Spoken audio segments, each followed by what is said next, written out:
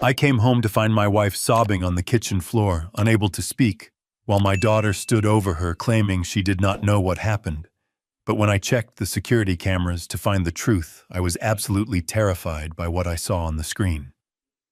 My name is Douglas Mercer, and I spent 30 years as a forensic accountant for the FBI, tracking down cartels and corrupt politicians through their paper trails. I thought I had seen the absolute worst of humanity in those case files, but I was wrong. The worst of humanity was not in a federal prison. It was standing right in my living room wearing a designer dress I paid for. Before I tell you how I used a single hidden camera and a coffee stain to destroy the people who tried to break me, let me know where you are listening from in the comments below.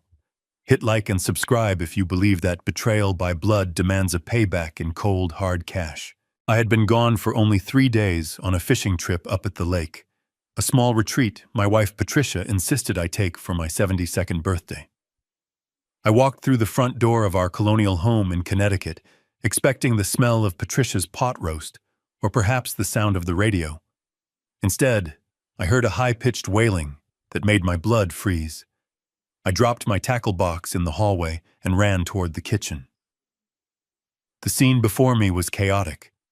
My wife Patricia was curled up on the linoleum floor near the island, clutching her chest and rocking back and forth. Shattered porcelain was scattered everywhere, shards of her favorite Victorian tea set glinting under the recessed lights. My daughter Brittany was standing there, with her hands on her hips, shaking her head, while her husband Todd leaned against the counter, looking at his phone. When they saw me, Brittany immediately shifted her expression from annoyance to exaggerated panic.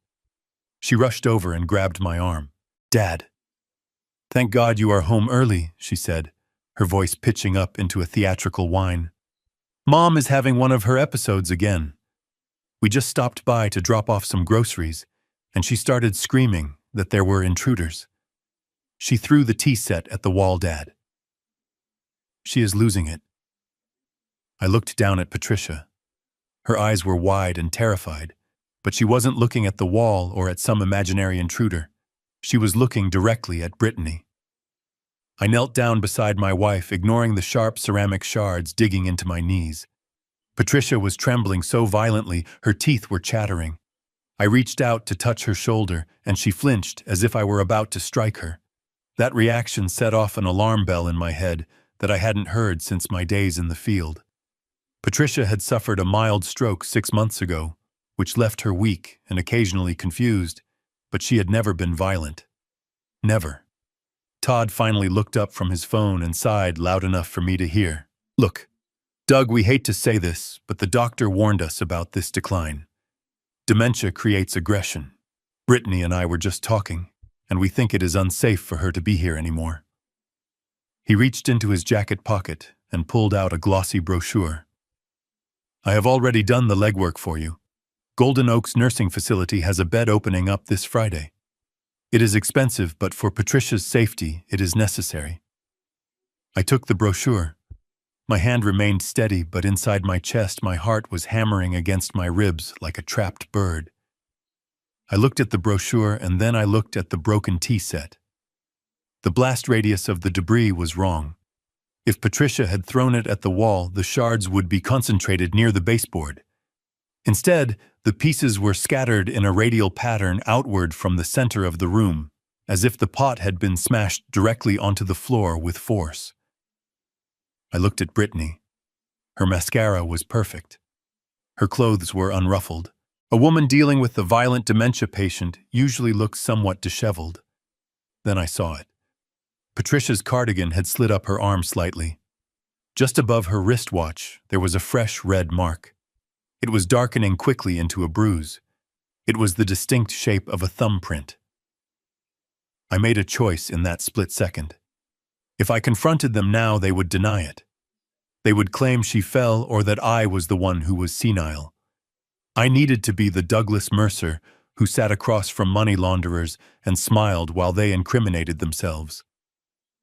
I stood up and put on the mask of a tired, defeated old man. "You might be right," I said, keeping my voice low and weary. "She seems very confused. I just need to get her settled. Can you two give us a moment?" Brittany exchanged a look with Todd, a look of victory. "Of course, Dad," she said, patting my arm with a touch that felt like ice. "We will leave the brochure on the counter. Think about it. We only want what is best for Mom." They left the house, and I waited until I heard the engine of Todd's leased BMW fade down the driveway. I spent the next hour cleaning up the porcelain and getting Patricia into bed. I gave her the evening medication and sat by her side until her breathing evened out into a fitful sleep. She didn't speak a single word to me. She just gripped my hand so tight, her knuckles turned white. At midnight, the house was silent. I went downstairs to my study and locked the door. I sat down at my desk and opened my laptop. My hands were shaking now that the adrenaline had worn off, but I forced myself to focus. Last week, I had noticed that Patricia's heart medication seemed to be depleting faster than the dosage required. Suspecting a cleaning lady, or perhaps a pharmacy error, I had installed a pinhole camera inside the smoke detector in the kitchen. It was a high-definition wide-angle lens with audio capability classified as Camera 4 on my home network. I logged into the server and scrolled back to the timestamp. 2 hours before I arrived home. I clicked play. The video feed loaded in crisp 4K resolution. I watched as Brittany and Todd entered the kitchen. They didn't have groceries. They had a stack of documents. Patricia was sitting at the breakfast table drinking tea. She looked peaceful. On the screen, Brittany slammed the papers onto the table. "Sign it, Mom," she shouted. The audio picked up the distortion in her voice. It wasn't the sweet voice of my daughter. It was the guttural growl of a desperate woman. Patricia looked confused. "Brittany, I told you I cannot sign over the trust fund without your father. He handles the finances." Todd stepped into the frame. He was pacing. "We don't have time for Doug to look over this," he snapped. His back was to the camera, but I could see his reflection in the glass of the oven door. His face was twisted in rage. "I owe these guys $500,000 by the first of the month, Patricia. If I don't pay, they break my legs. Do you want that on your conscience?" I paused the video. My breath caught in my throat. $500,000. I knew Todd's startup was failing, but I had no idea he was leveraged that deep with loan sharks. I had bailed him out 5 years ago when he gambled away their first mortgage. I thought he had learned his lesson. I was a fool. I resumed the video. Patricia stood up. "I am not signing anything," she said firmly. "You need to leave." That was when it happened. Brittany stepped forward and slapped her mother across the face. The sound was sickening, a sharp crack that echoed through my laptop speakers. Patricia stumbled back, shock registering on her face before she began to cry. "Don't you dare walk away from me," Brittany screamed. She grabbed Patricia by the shoulders and shoved her down into the chair. Todd grabbed the antique teapot from the table. I thought he was going to hit her with it. Instead, he smashed it onto the floor right next to Patricia's feet. Shards flew everywhere. "Sign the papers," old woman Todd hissed, leaning down into her face. He picked up a jagged piece of porcelain and held it inches from her wrist. "Or maybe you want another accident. Maybe this time you fall down the stairs. Doug isn't here to save you." I watched as my wife sobbed, shaking in terror, while my daughter and son-in-law stood over her like vultures. The video ended with them hearing my car in the driveway. The transformation was instant. Brittany smoothed her hair. Todd kicked the papers under the refrigerator. They prepared their faces to lie to me. I sat in the dark for a long time. The glow of the monitor was the only light in the room. I felt a coldness spreading through my chest, replacing the heat of my anger. This was not a family dispute. This was a crime scene. I inserted 3 encrypted USB drives into the hub and began copying the footage. I saved it to the cloud. I saved it to a remote server I used for my consulting work. I made sure that video existed in places they could never touch. I could have called the police right then. I had enough for assault and elder abuse. But as I watched Todd threaten my wife, I realized that prison was too good for them. If I arrested them now, they would claim it was a one-time emotional outburst. They would get a good lawyer. They would get probation. And most importantly, they would still think they were smarter than me. No. I wanted to hurt them where it truly mattered. I wanted to hit them in their wallets. I closed the laptop. The forensic accountant in me took the wheel. I needed to trace the debt. I needed to know exactly who Todd owed money to and why Brittany was so desperate she would strike her own mother. I would play the part of the frail, confused old man. I would dangle the carrot. The next morning, I woke up early and brewed a pot of coffee. The smell usually comforted me, but today, it just smelled like burnt expectations. I heard the front door unlock. Brittany and Todd let themselves in using the spare key I had given them for emergencies. They walked into the kitchen radiating a nervous energy. "Good morning, Dad," Brittany said too loudly. Her eyes scanned the room looking for Patricia. "How is Mom doing?" "She is resting," I said, turning my back to them to pour 3 mugs. "I barely slept last night thinking about what you said. About Golden Oaks." I placed the mugs on the table and sat down heavily, letting my shoulders slump. I rubbed my forehead, feigning a headache. "You are right. I cannot take care of her alone. And if her aggression is getting worse, I might be in danger too."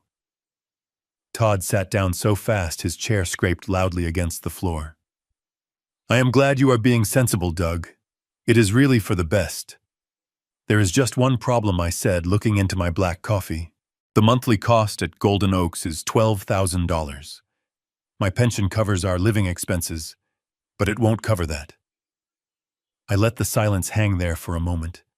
I could feel them exchanging glances. I continued, my voice trembling slightly. "I think I have to sell some assets. I have a portfolio of tech stocks I bought in the 90s. It is worth about $4 million now. I was saving it for you two, actually. But I suppose I have to liquidate it to pay for the nursing home." The air left the room. $4 million. I saw Todd's pupils dilate. He licked his lips. Brittany gripped the edge of the table. "Dad," she said, her voice shaky, "you don't have to sell everything. That takes time. You need a power of attorney. If you sign control over to us, we can manage the liquidation. We can make sure Mom gets the best care, and we can protect the rest of the capital. You know, so the taxman doesn't take half of it." Todd leaned in. "Exactly, Doug. You are grieving. You are stressed. You shouldn't be dealing with brokers and bankers right now. Let us handle the burden." He pulled a document out of his briefcase. It was the same document they had tried to force Patricia to sign yesterday. They had just changed the name at the top to Douglas Mercer. I looked at the paper. It was a general power of attorney granting them full access to all bank accounts, real estate, and investment portfolios. It was a death warrant for my financial existence. I reached for my reading glasses, moving slowly. I picked up a pen. I saw Brittany holding her breath. Todd was practically vibrating with anticipation. This was it. The moment they had been waiting for. The payday that would clear his gambling debts and pay off her credit cards. I brought the pen tip to the paper. Then I reached for my coffee mug with my other hand. I allowed a tremor to run through my arm. A violent geriatric twitch. My hand jerked. The mug tipped over. Hot black coffee flooded across the table, soaking the document instantly. The dark liquid spread over the legal text, turning the crisp white paper into a brown, soggy mess. "Oh no!" I exclaimed, dropping the pen. "Look at me. I am so clumsy. I am sorry." Todd jumped up, cursing under his breath. He tried to grab the paper, but it tore in his hands. "Damn it, Doug," he muttered before catching himself. Brittany's face was a mask of pure fury, but she forced it back into a smile. "It is okay, Dad. It is just an accident. We can print another one." I stood up, grabbing a towel to dab at the mess. I am just so shaken. Maybe this is a sign.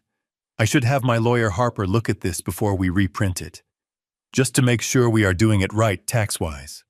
You know how strict the IRS is these days. The mention of Harper, my ruthless estate attorney, made Todd flinch. No, Dad, Brittany said quickly. We don't need Harper. He charges so much. We can just print it out here. I paused, looking her dead in the eye. No, Brittany. If I am going to hand over $4 million, I want to do it properly. I will call Harper today. We can meet next week.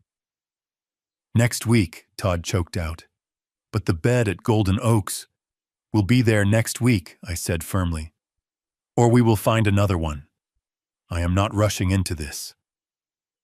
I walked to the sink to rinse the towel. I could feel their eyes burning holes in my back. They were desperate. They had a deadline I didn't know about yet, and I had just pushed them past it. Okay, Dad, Brittany said, her voice tight. We will come back tomorrow, just to check on Mom. As they left, I saw Todd kick the tire of my car in the driveway. He was unraveling. Good. Angry people make mistakes, and I was going to be there to record every single one of them. I went upstairs to check on Patricia. She was awake, staring at the ceiling. I sat on the edge of the bed and took her hand. Her thumb stroked the back of my hand, a silent question. I leaned in close. I saw everything on the camera, I whispered. I know what they did. Patricia's eyes filled with tears. She tried to pull her hand away, ashamed, but I held it tighter. They want the money, I said quietly, and they are going to try to take it. But I need you to be strong, Pat.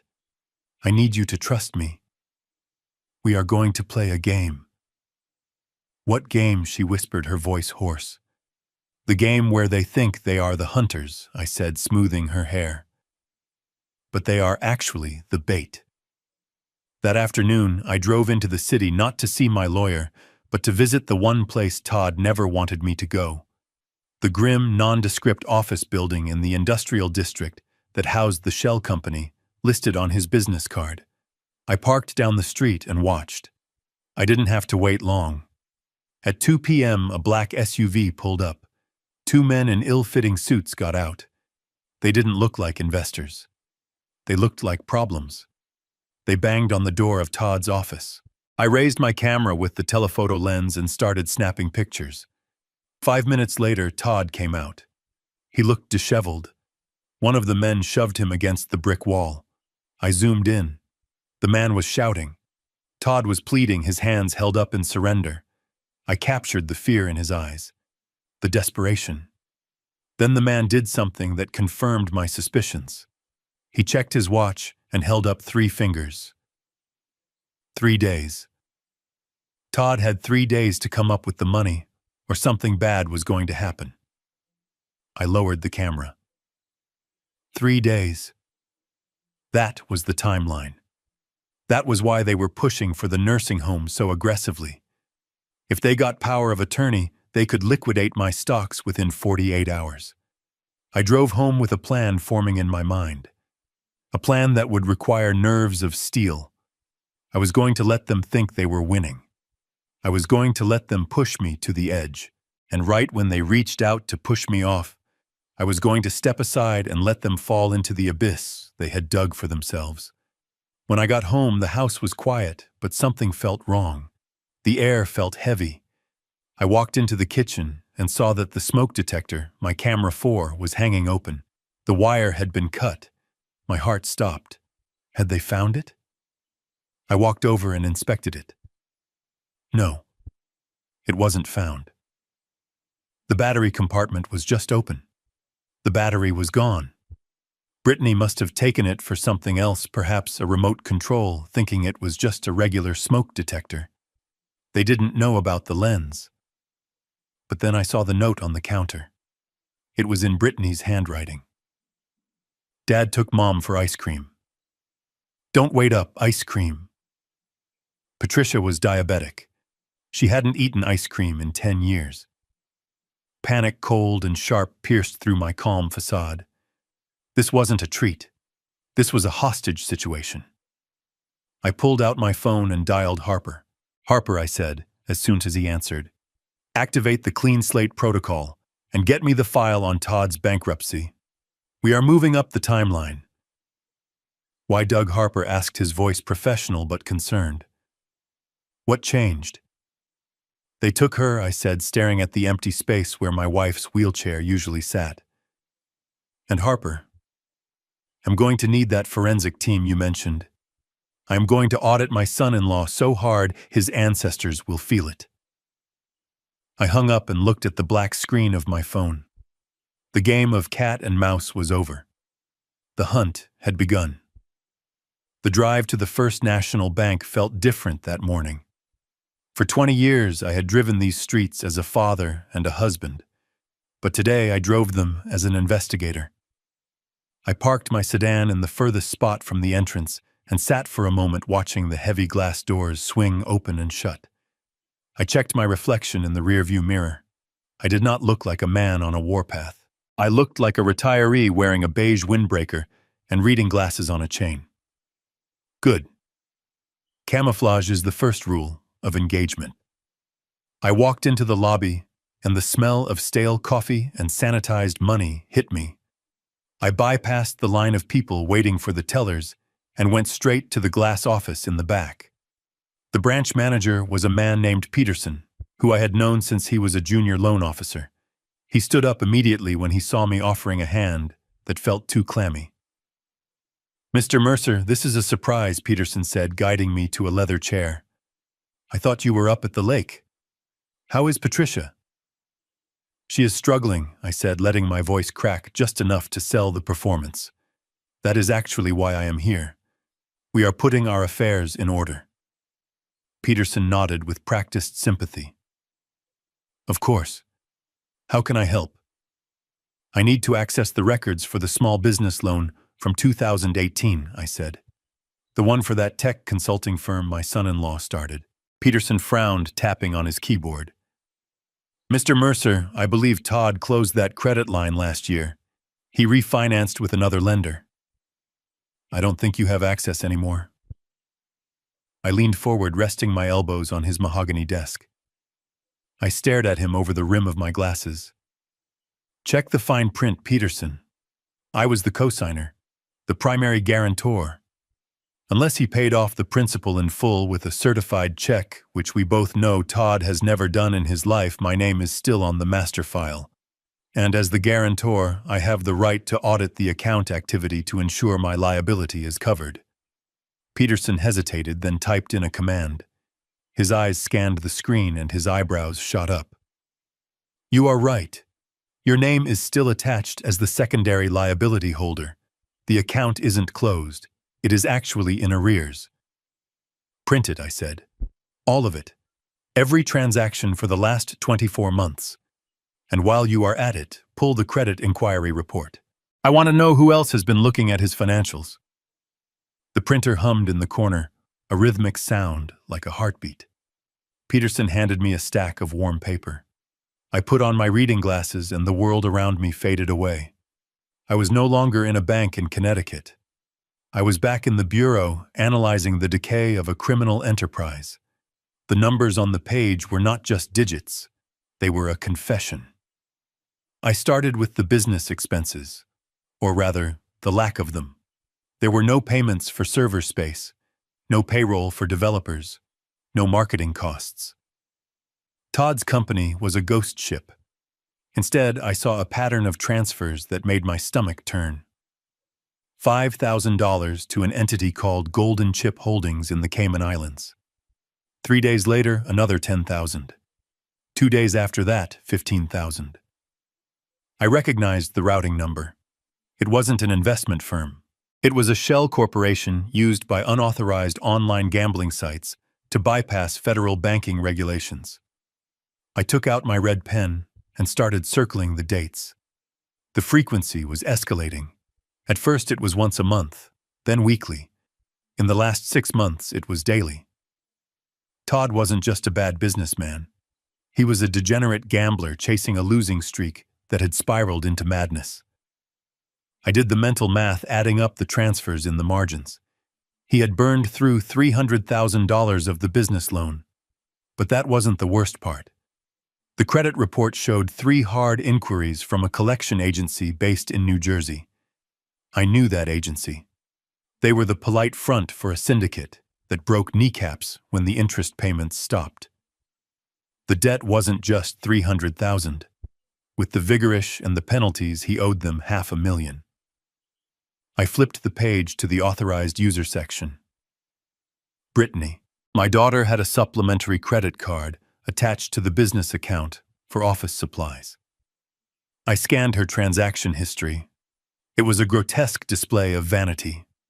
$2,000 at a luxury boutique in Manhattan, $4,000 for a weekend at a spa resort, $1,200 for a handbag.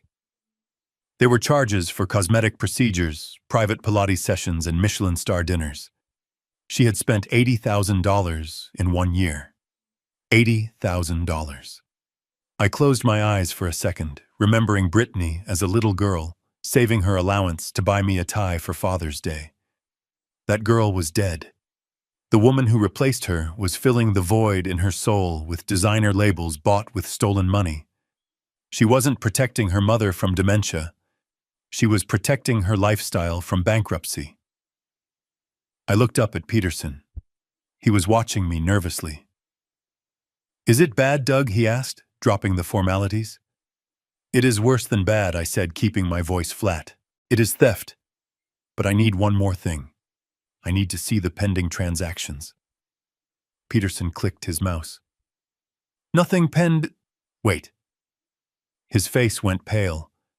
He leaned closer to the monitor, squinting, as if the screen was playing a trick on him. "What is it?" I asked. The tone of my voice made him jump. An alert just popped up. Peterson stammered. "A withdrawal request. It was flagged by the system because of the amount." How much I demanded. $50,000, Peterson whispered. "Cash withdrawal. It is happening at the branch on 4th Street, right now." I stood up so fast my chair hit the wall. 4th Street was only 10 minutes away. "Who is authorizing it?" I asked. Peterson turned the screen toward me. "It is a countercheck, Doug. It has your signature on it." I looked at the digital scan of the check on the screen. It was a masterpiece of forgery. The loop of the D was perfect. The slant of the M was identical to mine. Todd had obviously spent hours practicing this. He had traced my signature from old birthday cards or tax documents. But he had made one fatal mistake. One tiny, arrogant error. 3 years ago, after my identity was briefly compromised in a data breach, I had started adding a microscopic dot inside the bottom loop of the letter G in my signature. It was invisible to the naked eye but clear to a forensic accountant. The signature on the screen did not have the dot. "Freeze it," I ordered. Peterson looked at me terrified. "I cannot just freeze an account without a fraud affidavit, Doug. If it is your signature—" "It is not my signature," I snarled, slamming my hand on the desk. "That is a forgery. And the man standing at the counter on 4th Street is committing a federal felony. Do not decline the transaction, Peterson. That will just scare him off. Flag it for manual review. Tell the teller to say the vault is on a time lock and he has to wait 20 minutes. Peterson reached for the phone, his hands shaking. "What are you going to do?" "I am going to let him sweat," I said, gathering the evidence into my briefcase. "I am going to let him stand there watching the clock thinking he has won.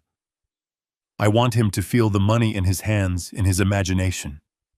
And then I want him to walk out empty-handed." But Doug, Peterson said, holding the phone to his ear, "If he owes money to the people I think he owes money to, if he walks out without that cash, then he is a dead man walking." I finished for him. I walked out of the bank into the bright morning sunlight. The evidence in my briefcase felt heavy, like a brick of lead. I had the paper trail. I had the motive. I knew exactly why they had kidnapped my wife. They needed to liquidate her trust fund to cover the hole they had dug. Todd was at the 4th Street branch right now, checking his watch, sweating in his cheap suit, waiting for $50,000 that was never coming. I pulled out my phone and opened the app for the hidden GPS tracker I had installed on Todd's car months ago, a habit from my old life I never shook. The dot was blinking at the 4th Street bank. I could have driven there. I could have confronted him in the lobby and humiliated him in front of everyone. But that was emotional. That was messy. Douglas Mercer didn't do messy. Instead, I dialed Harper's number. "Harper," I said as I got into my car, "I have the financial motive. It is gambling and embezzlement. Significant amounts." I heard Harper typing furiously on the other end. "Good work, Doug. That elevates this from a family dispute to criminal fraud. We can get an emergency injunction." "Not yet," I said, watching a young couple walk past, holding hands, oblivious to the war I was fighting. "I want more. I want to catch them when they think they are safe." "Todd is trying to forge my signature right now. I stopped the transaction, but I didn't alert him. He is going to be desperate, Harper. Desperate men do reckless things." "What is your next move?" Harper asked. "I'm going back to the house," I said, starting the engine. "If Todd doesn't get the cash from the bank, he is going to come for the only other liquid asset he has access to. He is going to hunt for the safe in my study. And when he does, I will be waiting." I hung up and pulled out of the parking lot. The numbers in my head were rearranging themselves. $500,000 debt. $80,000 shopping.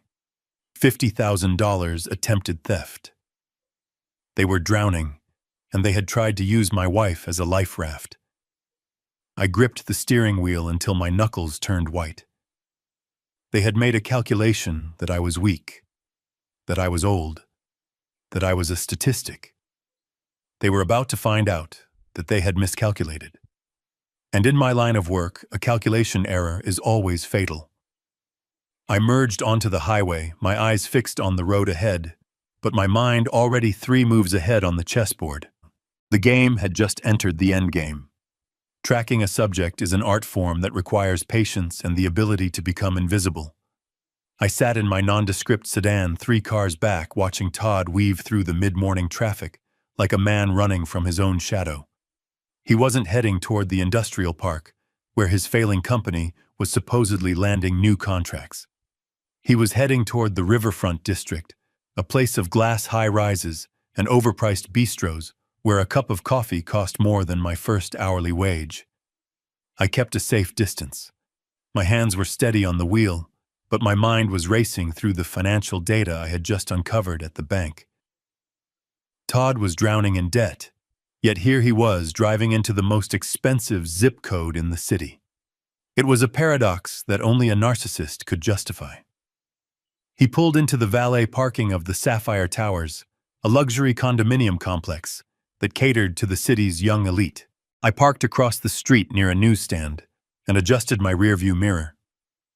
I watched as Todd stepped out of his car. He checked his hair in the reflection of the window, smoothed his jacket, and handed the valet a tip that I knew he couldn't afford. He didn't go inside immediately. He stood by the fountain, checking his watch. A few minutes later, the glass doors opened and a woman walked out. She was young, perhaps half my age, with blonde hair styled in loose waves and carrying a designer bag that matched the one Brittany had bought last month. But unlike my daughter, who wore her anxiety like a heavy coat, this woman radiated a carefree arrogance. She walked straight to Todd and kissed him. It wasn't a friendly peck on the cheek. It was a claim of ownership.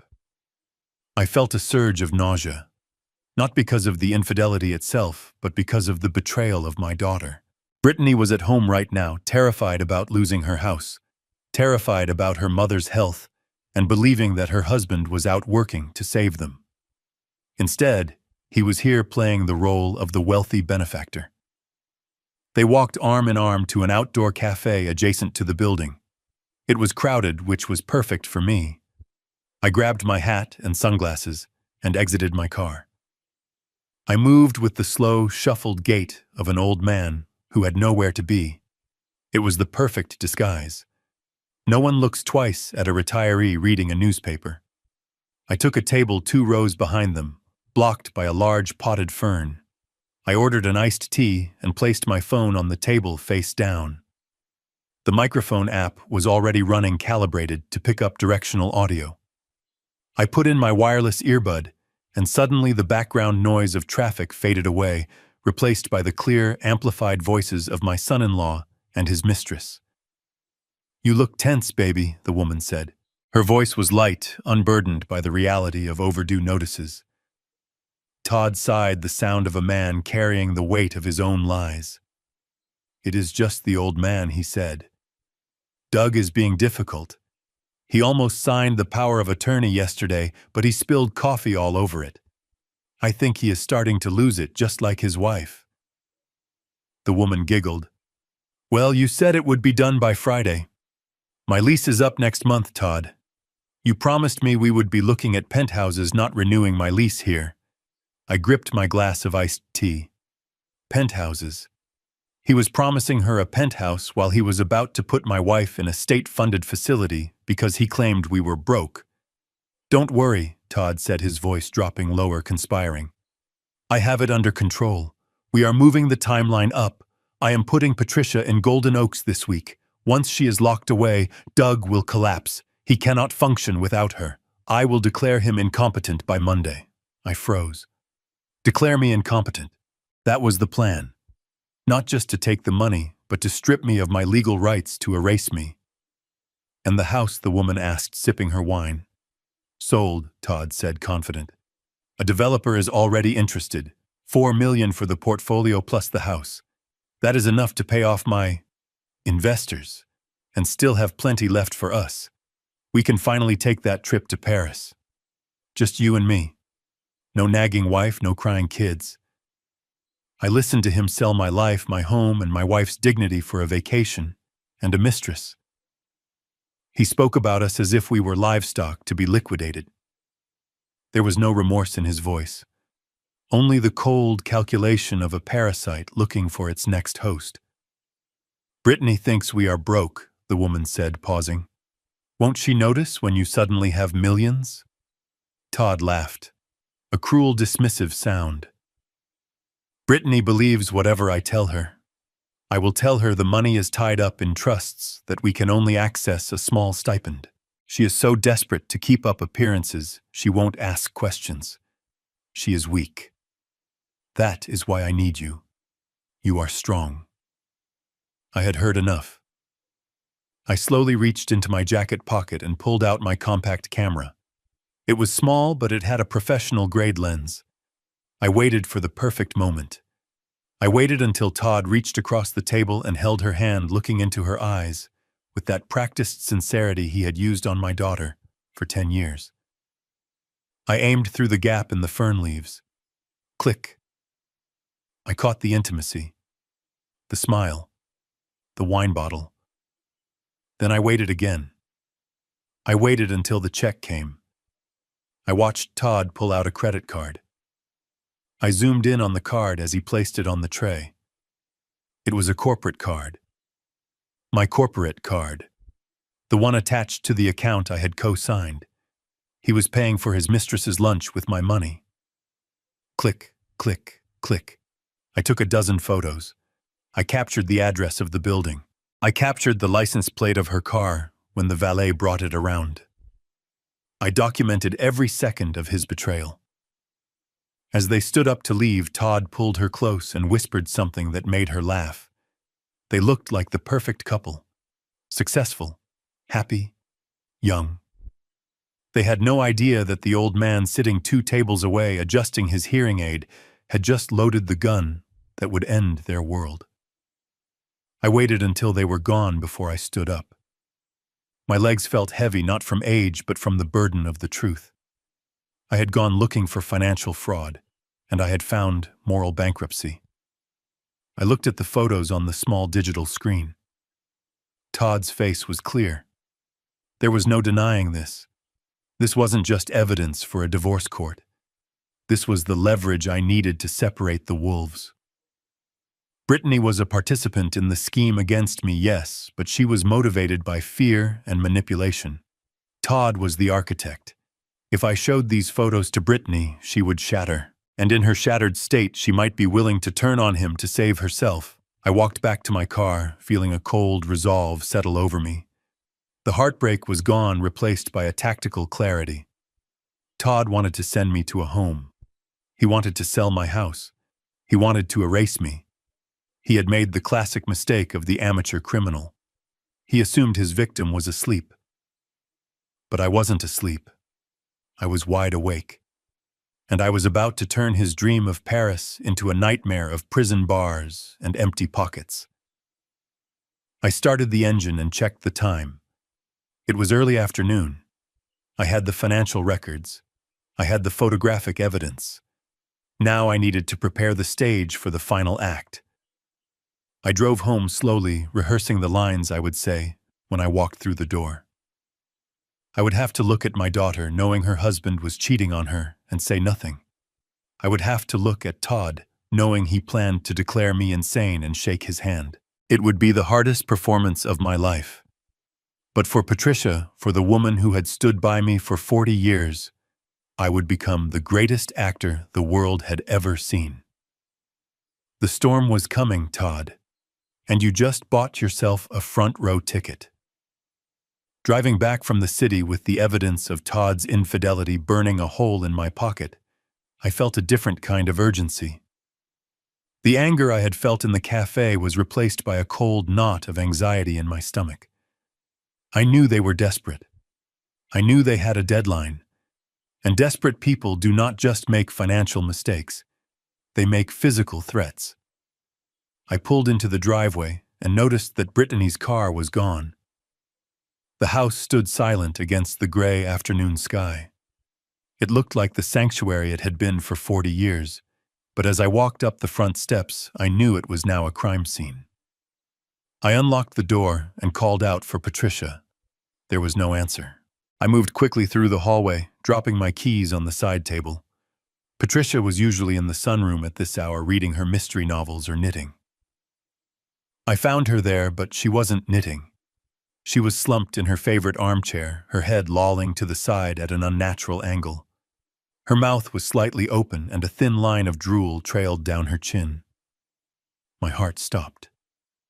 For a second I thought she was dead. "Pat," I whispered, rushing to her side. I grabbed her wrist. Her pulse was there, but it was slow. Too slow. Her eyes fluttered open, but they didn't focus. She looked through me, not at me. "Who are you?" she slurred. Her words were thick, like her tongue was too big for her mouth. I want to go home." "We are home, Pat," I said, smoothing the hair back from her clammy forehead. "You are safe." She shook her head weakly. "No." The man said, "I have to sleep." I froze. "What man?" "Todd." I looked at the side table next to her chair. Her daily pill organizer was sitting there open. The compartment for Tuesday afternoon was empty. I knew Patricia's routine. She took a beta blocker for her arrhythmia and a mild vitamin supplement after lunch. Neither of those drugs caused this kind of catatonic stupor. I grabbed the pill organizer and looked at the compartments for the rest of the week. The pills looked right. They were small, round, and white, just like her heart medication. To the untrained eye, they were identical. But I wasn't an untrained eye. I had spent decades looking for microdots on counterfeit currency and analyzing ink compounds on forged ledgers. I picked up one of the pills from the Wednesday compartment and held it up to the light. My heart medication was a generic brand stamped with the code M42. The pill in my hand was stamped with a different code, Xanax 2. I felt the blood drain from my face. This wasn't heart medication. This was a high-dose benzodiazepine, a powerful sedative used to treat severe anxiety and panic disorders. In an elderly patient with a history of stroke, A dose this high wouldn't just make them sleepy. It would induce confusion, memory loss, and motor control failure. It mimics the exact symptoms of advanced dementia. They weren't just waiting for her to decline. They were manufacturing the decline. They were poisoning her to prove to the doctors and the courts that she was incompetent. I went to the kitchen and found the prescription bottle in the cabinet. The label said metoprolol, but the pills inside were all switched. Brittany must have done it while I was out. She had swapped the contents, knowing that if the paramedics or social workers came, they would only check the label on the bottle. I gripped the edge of the counter, my knuckles turning white. This was attempted murder. If Patricia took too many of these with her weak heart, she could go into respiratory arrest. I wanted to scream. I wanted to drive over to Todd's office and beat him until he couldn't stand. But I stopped myself. Violence was their language. Strategy was mine. If I called the police now, they would claim it was a mistake. They would say Patricia got confused and mixed up old bottles. They would say I was the one who mixed them up because I was old and senile. Without video proof of the switch, it was my word against theirs. And right now, my word was worth nothing because they had already planted the seeds of doubt about my mental state. Number 1. I had to be smarter. I ran upstairs to the master bathroom and dug through my travel kit. I always kept an emergency supply of our medications in there for trips. I found the real bottle of heart medication. I went back downstairs and emptied the poisoned pills into a plastic bag, which I hid inside the hollow leg of the dining room table. Then I refilled the prescription bottle and her weekly organizer with the real heart medication. Now came the hardest part. I went back to the sunroom. I took a wet cloth and wiped Patricia's face. I made her drink 2 glasses of water to help flush the sedative out of her system. It took an hour, but slowly the fog began to lift. Her eyes regained that sharp intelligence I had fallen in love with 50 years ago. "Doug," she whispered, gripping my hand. I felt so strange. I felt like I was drowning on dry land. "I know," I said quietly, kissing her knuckles. "I know what they did, Pat. They switched your pills. They are trying to make you look crazy so they can put you away." Patricia gasped, her hand flying to her mouth. Her own daughter. The betrayal hit her harder than the drug. She started to cry silent tears that ran down her cheeks. "Why, Doug? Why are they doing this?" "Because they are drowning in debt, and they think we are the only thing standing between them and $4 million, I explained. I looked deep into her eyes. "Pat, listen to me." I switched the pills back. "You are going to be fine physically, but we have to do something very difficult." "What do you mean?" she asked, wiping her eyes. "We cannot let them know we know," I said. "Not yet. We need them to believe their plan is working. We need them to bring the contract. We need them to commit the crime in front of witnesses." Patricia looked at me confused. "I need you to act," I said. "When Brittany comes back tomorrow, or when that social worker arrives, I need you to pretend you are still on those sedatives. I need you to be confused. I need you to ask for your mother. I need you to forget who I am." Patricia recoiled. "Doug, I cannot do that. It is too painful." "You have to," I urged her. "If they think the drugs aren't working, they might try something worse. They might try to push you down the stairs like Todd threatened. We have to make them feel safe. We have to make them think they have won." She looked at the broken tea set that I had glued back together on the shelf. She looked at the photo of Brittany on the mantelpiece from her high school graduation. Then she looked back at me, and her expression hardened. The softness of the mother was gone, replaced by the resolve of a survivor. "Okay," she whispered. "I will do it. I will give them the show of a lifetime." That night we sat in the dark, holding hands, rehearsing. It was a macabre theater. I quizzed her on how to act disoriented. I taught her how to slur her speech just enough to be convincing, but not enough to seem like a medical emergency. At 7 p.m., the phone rang. It was Brittany. I put it on speaker and nodded to Patricia. "Hi, Dad," Brittany said, her voice dripping with fake concern. "How is Mom? Did she take her medicine?" Patricia leaned toward the phone. She took a deep breath. "Who is that?" she called out, her voice trembling and high-pitched. "Is that the lady from the church? Tell her I don't want any cookies. The cookies are full of spiders." There was a pause on the other end of the line. Then I heard Brittany exhale a breath that sounded like relief. "Oh wow, she sounds really bad, Dad," Brittany said. "See? I told you. The decline is accelerating. I played my part. I don't know what to do." "Brittany," I stammered. "She doesn't even recognize the cat." "Stay calm, Dad," Brittany said, and I could practically hear her smiling. "I have arranged for the social worker to come tomorrow morning for the final assessment. Just keep her comfortable. It will all be over soon." "Yes," I said, looking at my wife, who was now sitting up straight and sipping her tea with perfect composure. "It will all be over soon." I hung up the phone. Patricia looked at me and winked. "How was that?" she asked. "Oscar worthy," I said. But inside I was burning. They were relieved that their mother was seeing spiders. They were happy that she was losing her mind.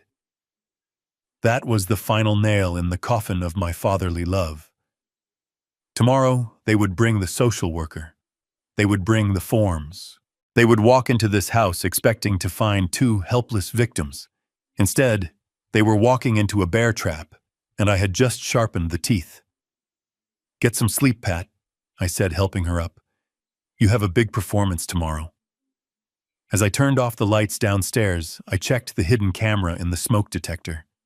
I had replaced the battery and added a backup power source. I checked the audio levels. Everything was ready. Let them come. Let them bring their lies and their greed.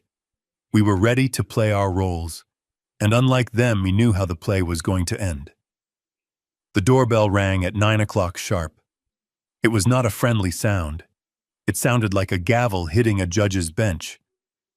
I was sitting in the living room wearing my oldest cardigan, the one with the frayed cuffs. Patricia was upstairs, resting, or rather pretending to rest, as we had agreed. I watched through the sheer curtains as a silver sedan pulled up behind Brittany's car. A man stepped out. He was wearing a suit that was slightly too shiny and carrying a briefcase that looked like it had never seen the inside of a courtroom. This was the executioner my daughter had hired. Brittany opened the door before he could knock. She was wearing her performance face. Her eyes were red-rimmed, as if she had been crying all morning, and her posture was slumped with the weight of imaginary burdens. "Come in, Mr. Garris," she whispered loud enough for me to hear. "Thank you for coming on such short notice. We are just desperate. We don't know what else to do." They walked into the living room. Mr. Garris was a small man with shifting eyes and the smell of stale cigarette smoke clinging to his polyester jacket. He didn't look at me. He looked at the antique clock on the mantelpiece and the oil paintings on the walls. He was appraising the inventory, not the patient. "Dad, this is Mr. Garris," Brittany said, guiding him to the sofa opposite me. "He is a senior caseworker from the Department of Elder Services. He is here to just have a chat with you, to see how you are doing." I slowly lowered my newspaper and looked at them over the rim of my glasses.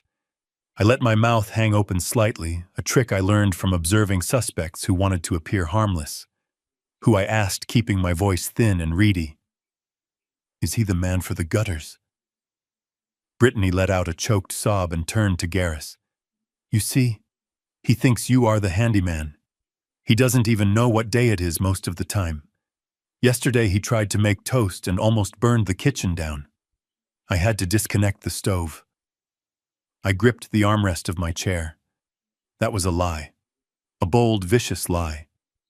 I hadn't touched the stove in a week because Brittany had been ordering takeout to keep us sedated with sodium and grease. But I couldn't defend myself. Defending myself would make me look aggressive. Aggression was a symptom of dementia. Silence was my only shield.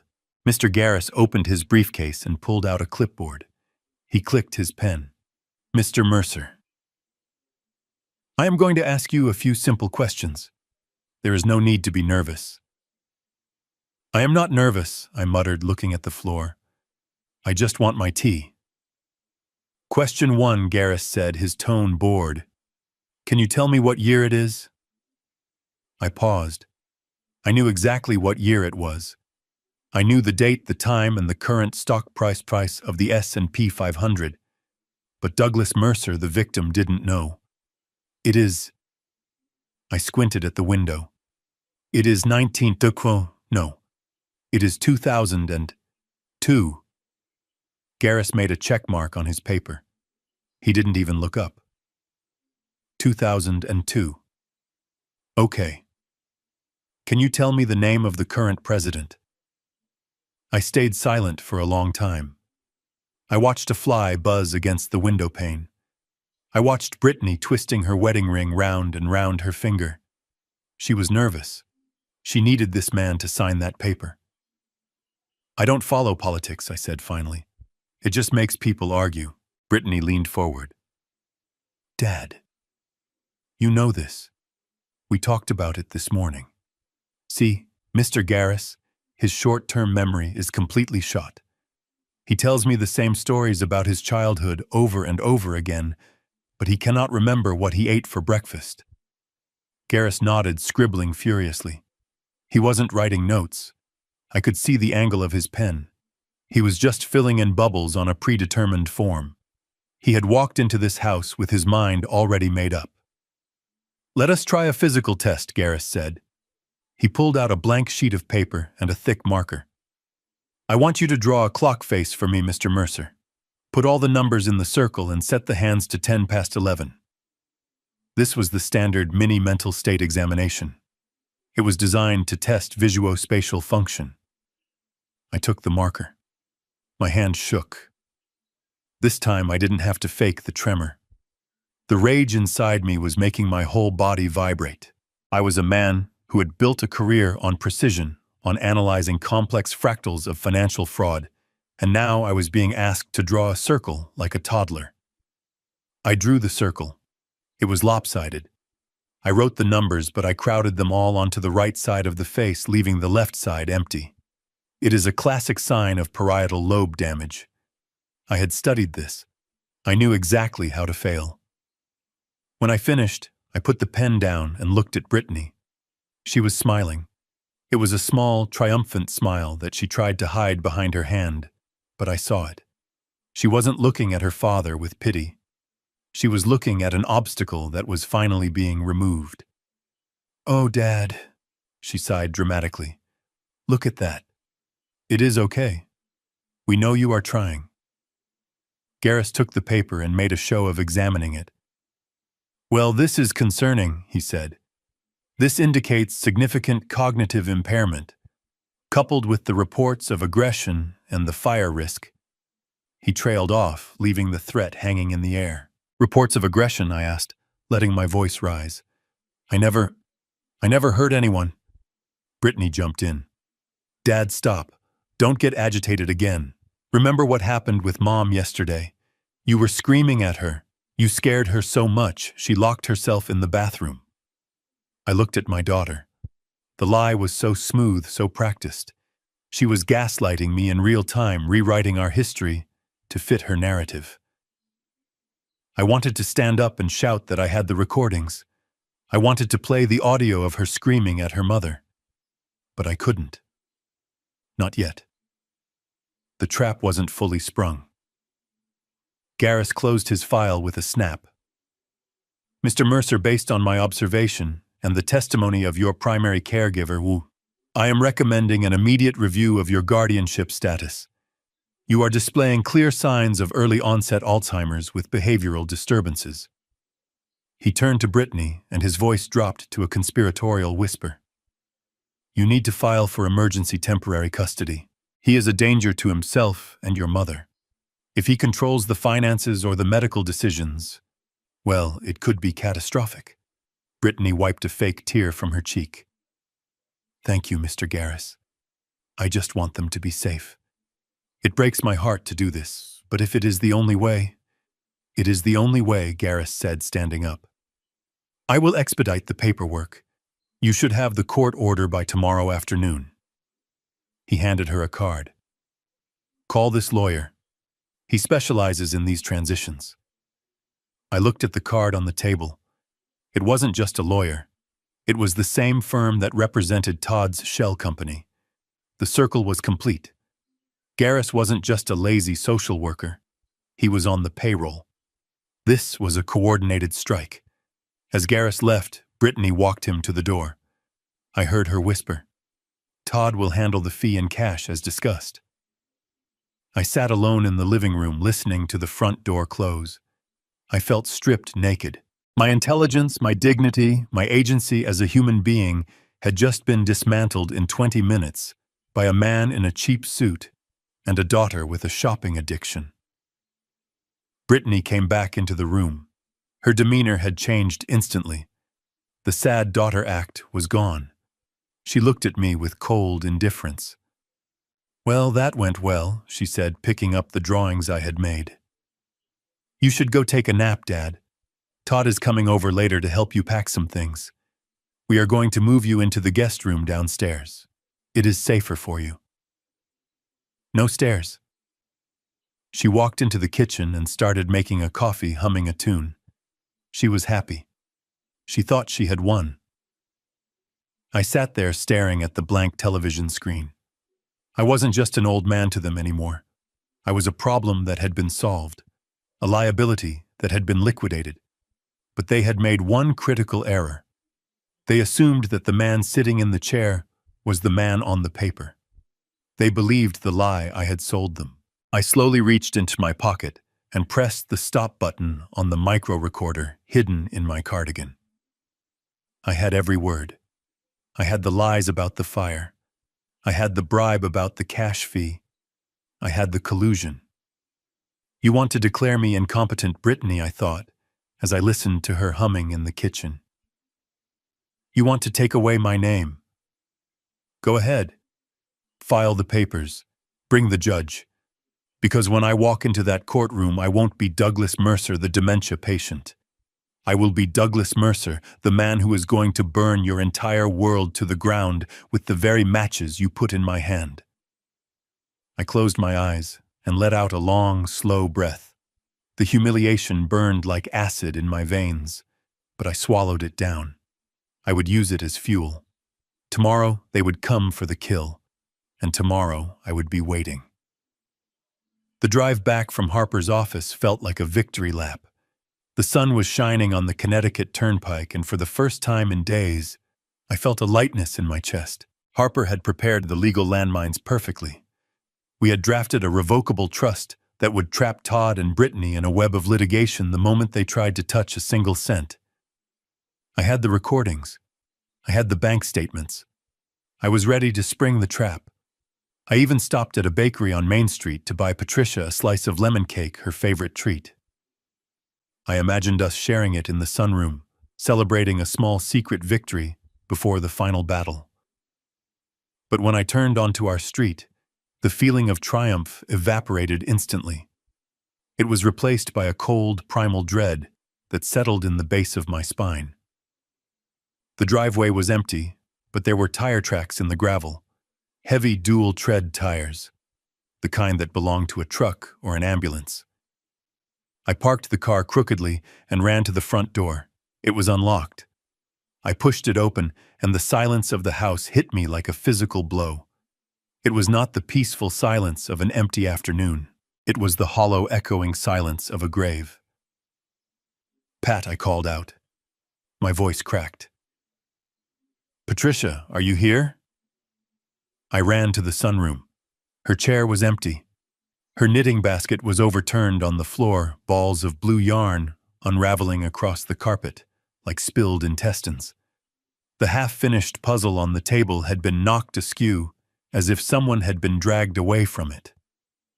I ran to the kitchen. Empty. I ran upstairs, taking the steps 2 at a time, my bad knee protesting with every impact, but I didn't care. The bedroom was empty. The bathroom was empty. She was gone. I stood in the hallway, breathing hard, my heart hammering against my ribs. I felt a wave of dizziness. I grabbed the doorframe to steady myself. Think, Douglas. Think. I went back downstairs to the kitchen. That was when I saw it. A single sheet of yellow legal pad paper sitting in the center of the granite island. It was held down by the salt shaker. I walked toward it, my legs feeling like lead. I recognized the handwriting immediately. It was Todd's scrawl, jagged and rushed. The note read simply, "Mom had a violent episode. For her safety and ours, we had to call emergency services. She is being held at the Crestview Psychiatric Facility for a 72-hour observation period under state statute. If you want to see her, bring the property deed and the signed power of attorney to my office tomorrow at 9 a.m. Do not bring lawyers. Do not bring police. We just want to help her." I crumpled the note in my fist. Help her? They didn't want to help her. They had kidnapped her. They had used the legal system as a weapon. They had likely told the paramedics she was a danger to herself. They had used the fabricated medical history, the poisoned symptoms from the day before, to convince a doctor to sign an involuntary hold order. It was a kidnapping sanctioned by the state. I pulled out my phone and checked the notification history from the security system. I had been so focused on my meeting with Harper that I had silenced my alerts. There it was. Motion detected at 10:15 a.m. I opened the app and watched the footage. It was the most painful thing I have ever watched in my life. I saw an ambulance pull up. 2 paramedics got out, followed by Todd. He was acting the part of the distraught son, wringing his hands, pointing at the house. They entered. I switched to the interior camera. I saw Patricia sitting in her chair working on her puzzle. She looked up, smiling, expecting me. Instead, she saw strangers. Todd pointed at her. "She has a knife," he shouted. "She threatened to kill us." Patricia didn't have a knife. She had a knitting needle. She held it up, confused. "No, I am making a scarf," she said, her voice trembling. The paramedics didn't wait. They moved in. One of them grabbed her arm. She screamed, "Douglas, help me!" Douglas. I watched my wife of 40 years being strapped to a gurney while she cried out my name. I watched Todd standing in the corner smirking as he signed the transport paperwork. I watched them wheel her out of the house, leaving behind the overturned basket and the silence. I dropped the phone. It clattered onto the tile floor. A sound escaped my throat. It started as a groan and rose into a roar of pure, unadulterated rage. It was a sound I didn't know I was capable of making. It was the sound of a man who had played by the rules his entire life, realizing that the rules no longer applied. I had left her alone. I had been so busy being smart, so busy being a detective, that I had failed to be a husband. I had left her defenseless against wolves. I stumbled into the downstairs bathroom. I needed cold water. I needed to shock myself back into reality. I turned on the faucet and splashed water onto my face. It dripped down my nose, mixing with the sweat and the tears of frustration I refused to let fall. I looked up into the mirror. The man staring back at me looked old. He looked weak. He looked like the victim Todd and Brittany thought he was. He looked like a man who would sign a deed to save his wife. He looked like a man who had lost. I hated him. I pulled my fist back and punched the glass. The sound of the mirror shattering was loud and sharp like a gunshot. Shards of glass rained down into the sink. The reflection fractured into 1,000 jagged pieces. Pain shot up my arm. I pulled my hand back. My knuckles were split and bleeding. Dark red blood dripped onto the pristine white porcelain of the sink. I stared at the blood. It was bright. It was real. The pain was clarifying. It burned away the panic. It burned away the guilt. It burned away the hesitation. I wasn't Douglas Mercer, the retiree, anymore. I wasn't Douglas Mercer, the forensic accountant. I looked at the fractured reflection. The old man was gone. In his place was something else. Something colder. Something harder. They wanted a war. They wanted to use force. They wanted to take the person I loved most in the world and use her as leverage in a negotiation for a house. They had made a fatal error. You do not negotiate with terrorists. You eliminate them. I wrapped a towel around my bleeding hand, pulling it tight until the pressure turned the pain into a dull throb. I walked out of the bathroom and into my study. I opened the bottom drawer of my desk. I moved aside the old tax returns and the photo albums. Underneath them was a small black safe box. I dialed in the combination. Inside was a hard drive. Not the one with the camera footage. This was a different drive. It contained the files I had kept from my days at the Bureau. The files on favors owed. The files on private investigators who operated in the gray areas of the law. The files on how to dismantle a person's life, not just financially, but completely. I took out the drive. I picked up my phone. I didn't call Harper. Harper was for the law. Where I was going, the law couldn't help me fast enough. I dialed a number I hadn't called in 10 years. A man named Russo who used to find people who didn't want to be found. Mercer Russo's voice rasped on the other end. I thought you were retired. I was. I said, my voice steady and cold like the winter wind. But something came up. I need a team at Crestview Psychiatric within the hour. And Russo bring the jammer. I don't want any cameras working when I get there. I hung up. I walked back to the kitchen and picked up the ransom note. I folded it neatly and put it in my pocket. I would bring it to the meeting tomorrow, but I wouldn't be bringing the deed. I looked at the empty spot where the lemon cake sat on the counter. I am coming for you, Pat. I whispered to the empty room. I walked out of the house. I didn't lock the door. It didn't matter anymore.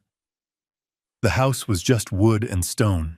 My home was in a hospital bed surrounded by strangers, and I was going to burn down the entire city if that was what it took to get her back. The sun had gone down. The sky was dark. It was fitting.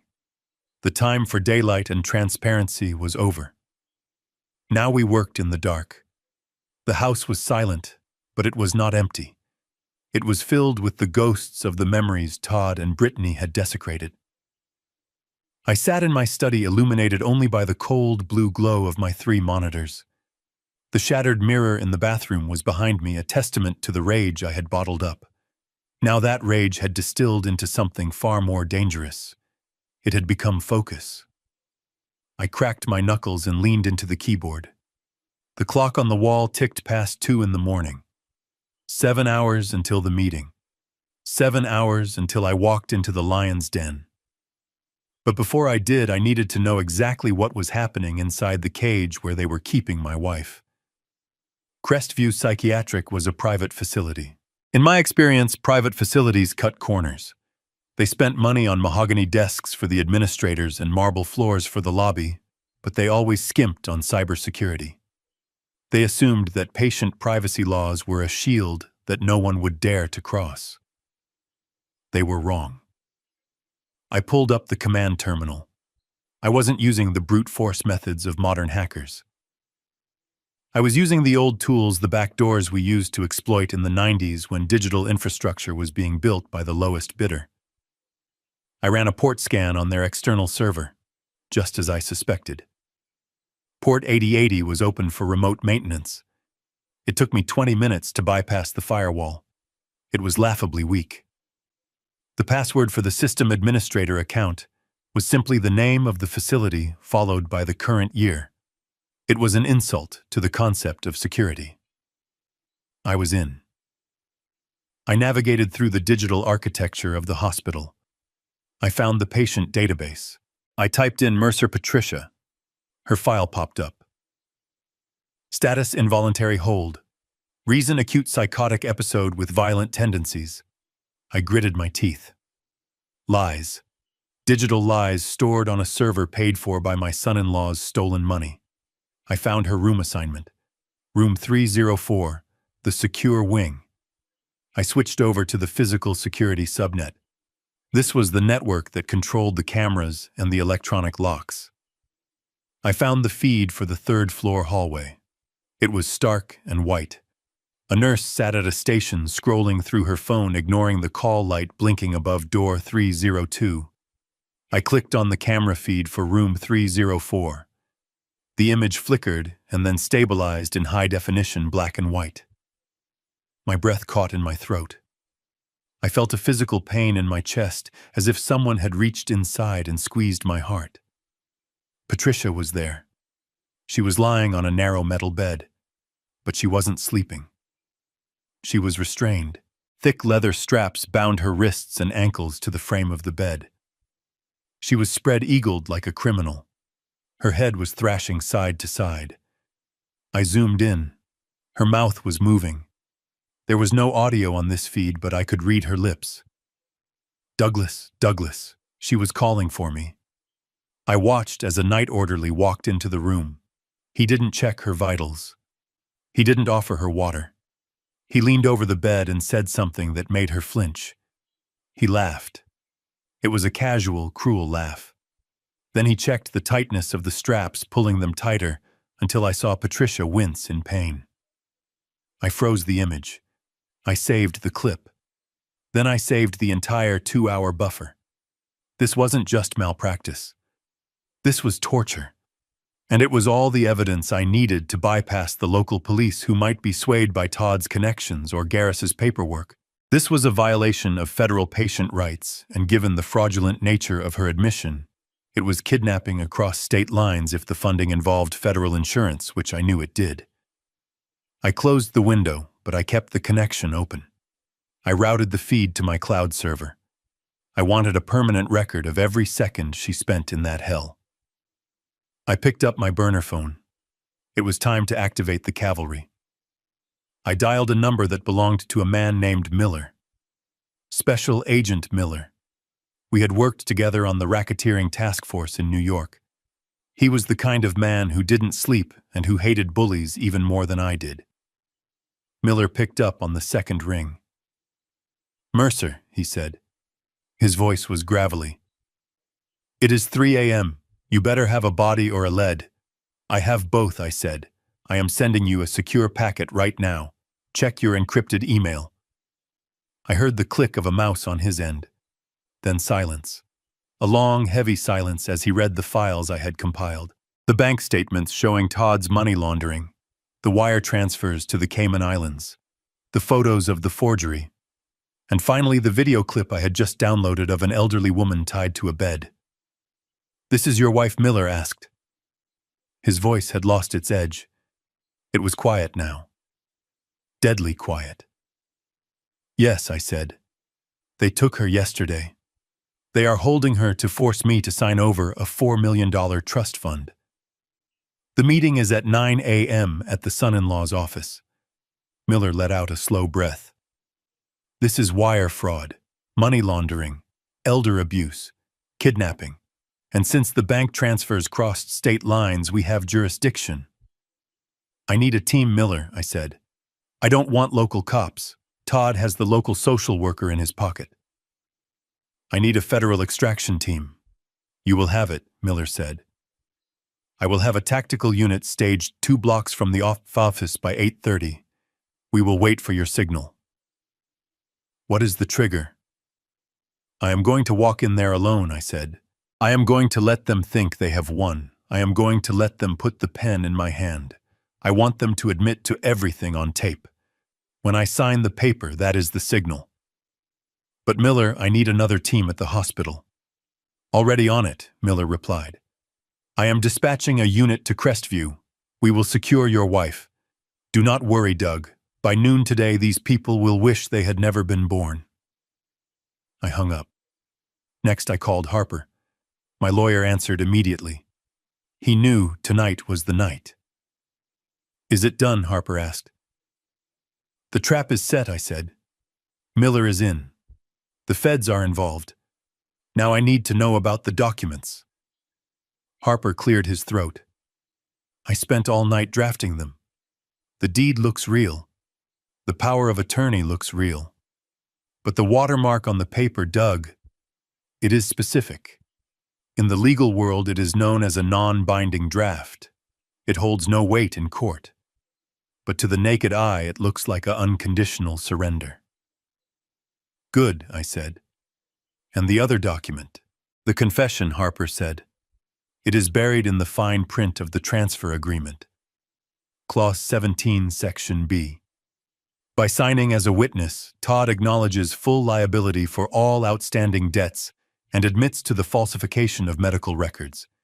If he signs it, he is signing his own confession. He never reads the fine print, I said.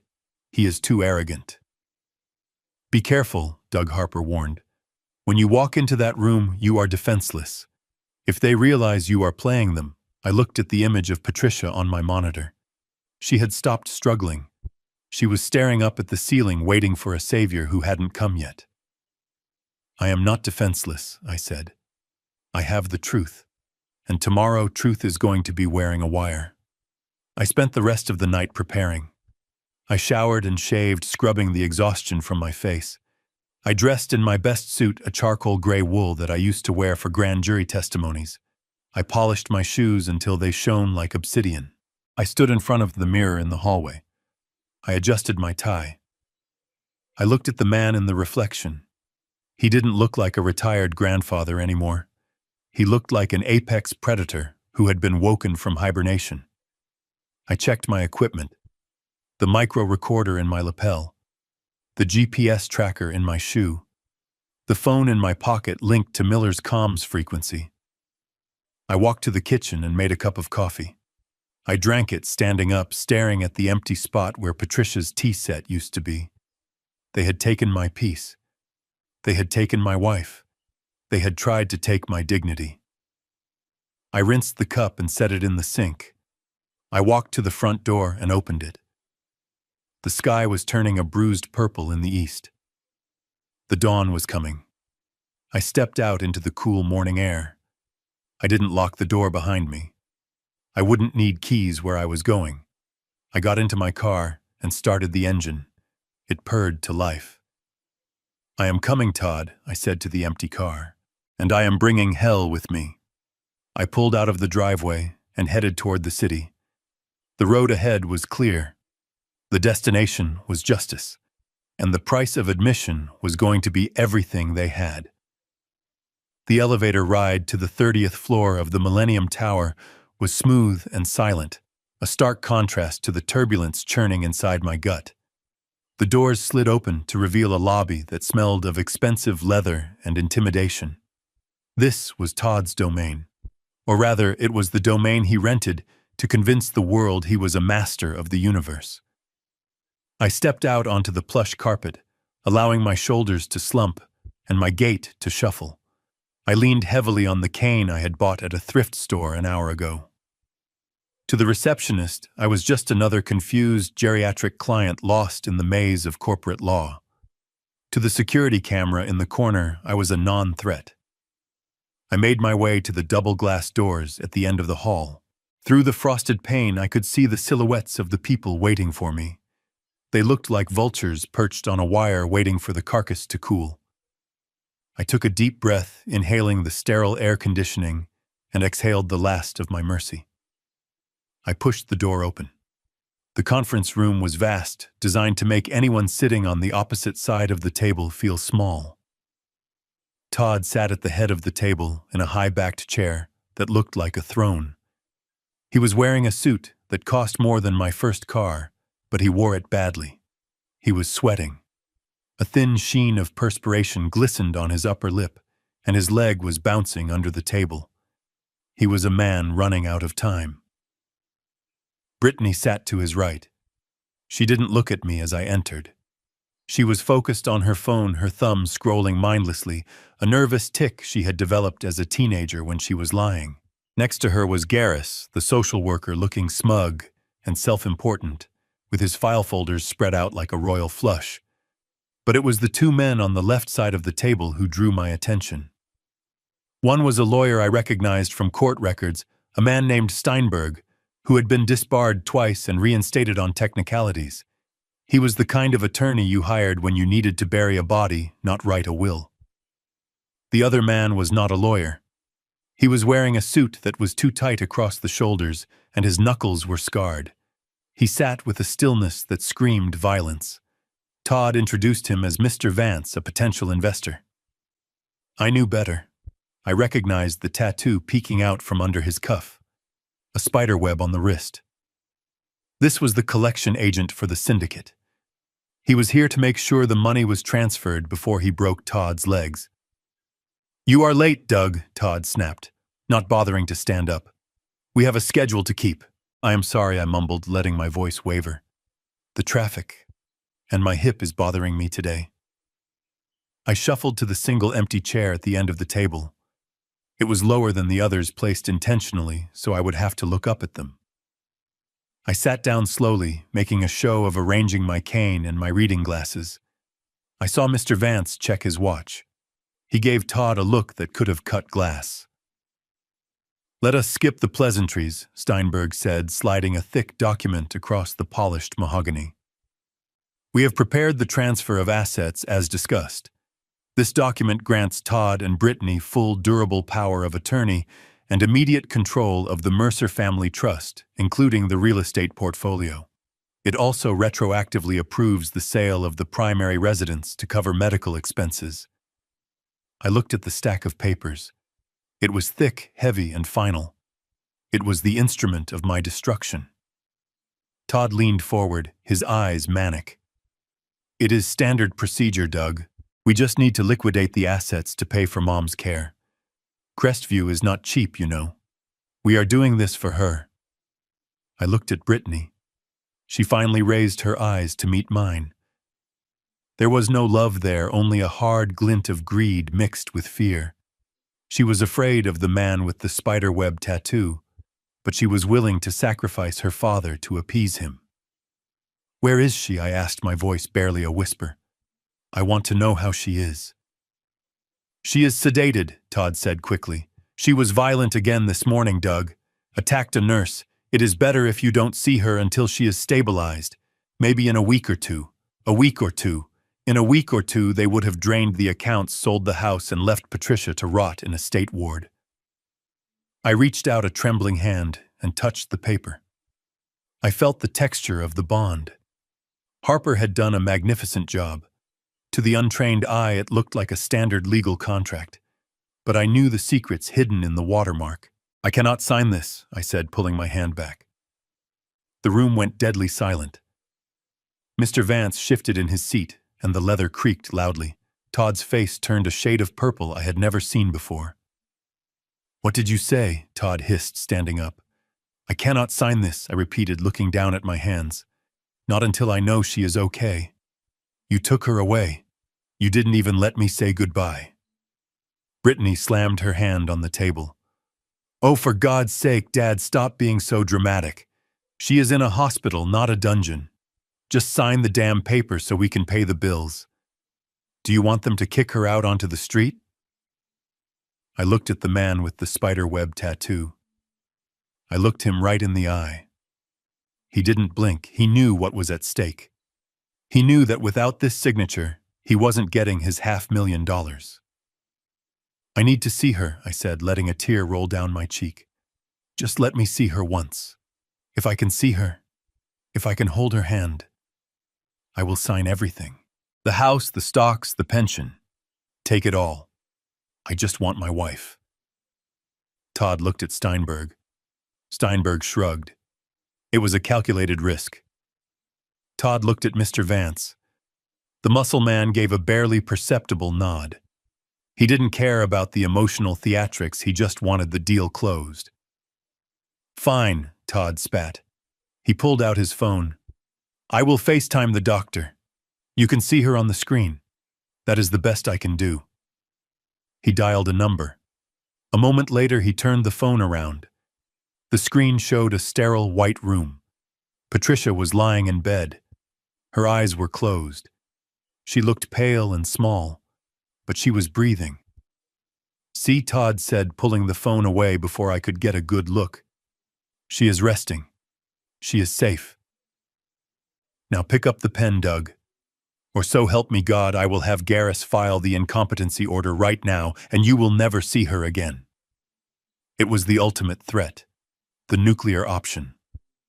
I let out a shuddering breath. I reached into my jacket pocket. I saw Mr. Vance tense up, expecting a weapon. Instead, I pulled out my own pen, an old silver fountain pen that Patricia had given me for our 25th anniversary. I uncapped it slowly. My hand shook violently. I looked at Brittany one last time, giving her a final chance to be a human being. Brittany, I said softly, are you sure about this? Once I sign this, there is no going back. Just sign it, Dad, she said, looking at the window, avoiding my gaze.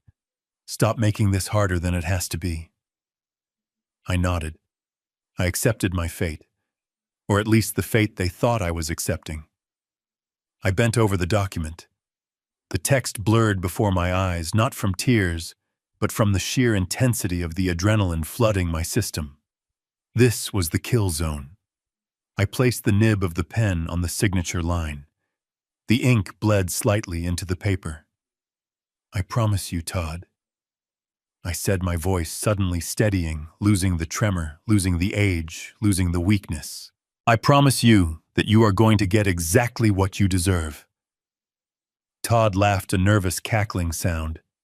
Yeah, Doug. Just write your name. I started to write. But I didn't write Douglas Mercer. I wrote carefully and clearly in block letters, and as the ink dried on the page, I felt the shift in the room. They were so focused on the tip of my pen, they didn't notice that I had stopped shaking. They didn't notice that my posture had straightened.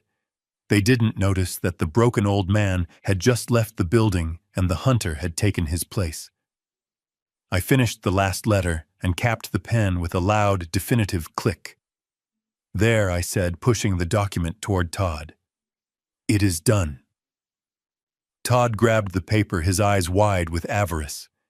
He didn't even look at the signature at first. He just hugged the folder to his chest like a child with a prize.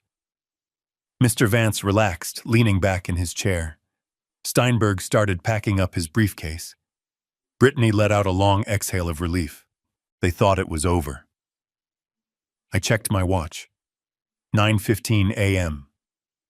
The signal had been sent. I looked at the door. I counted down in my head. 3, 2, 1. Todd looked down at the paper to verify the signature.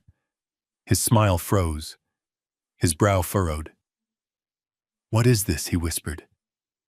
What the hell is this? Read it out loud. Todd. I said, my voice filling the room with command presence. Read what I signed. Todd looked up at me, and for the first time he saw the real Douglas Mercer. He saw the cold, dead eyes of a man who used to hunt monsters for a living. He looked back at the paper. His hands started to shake.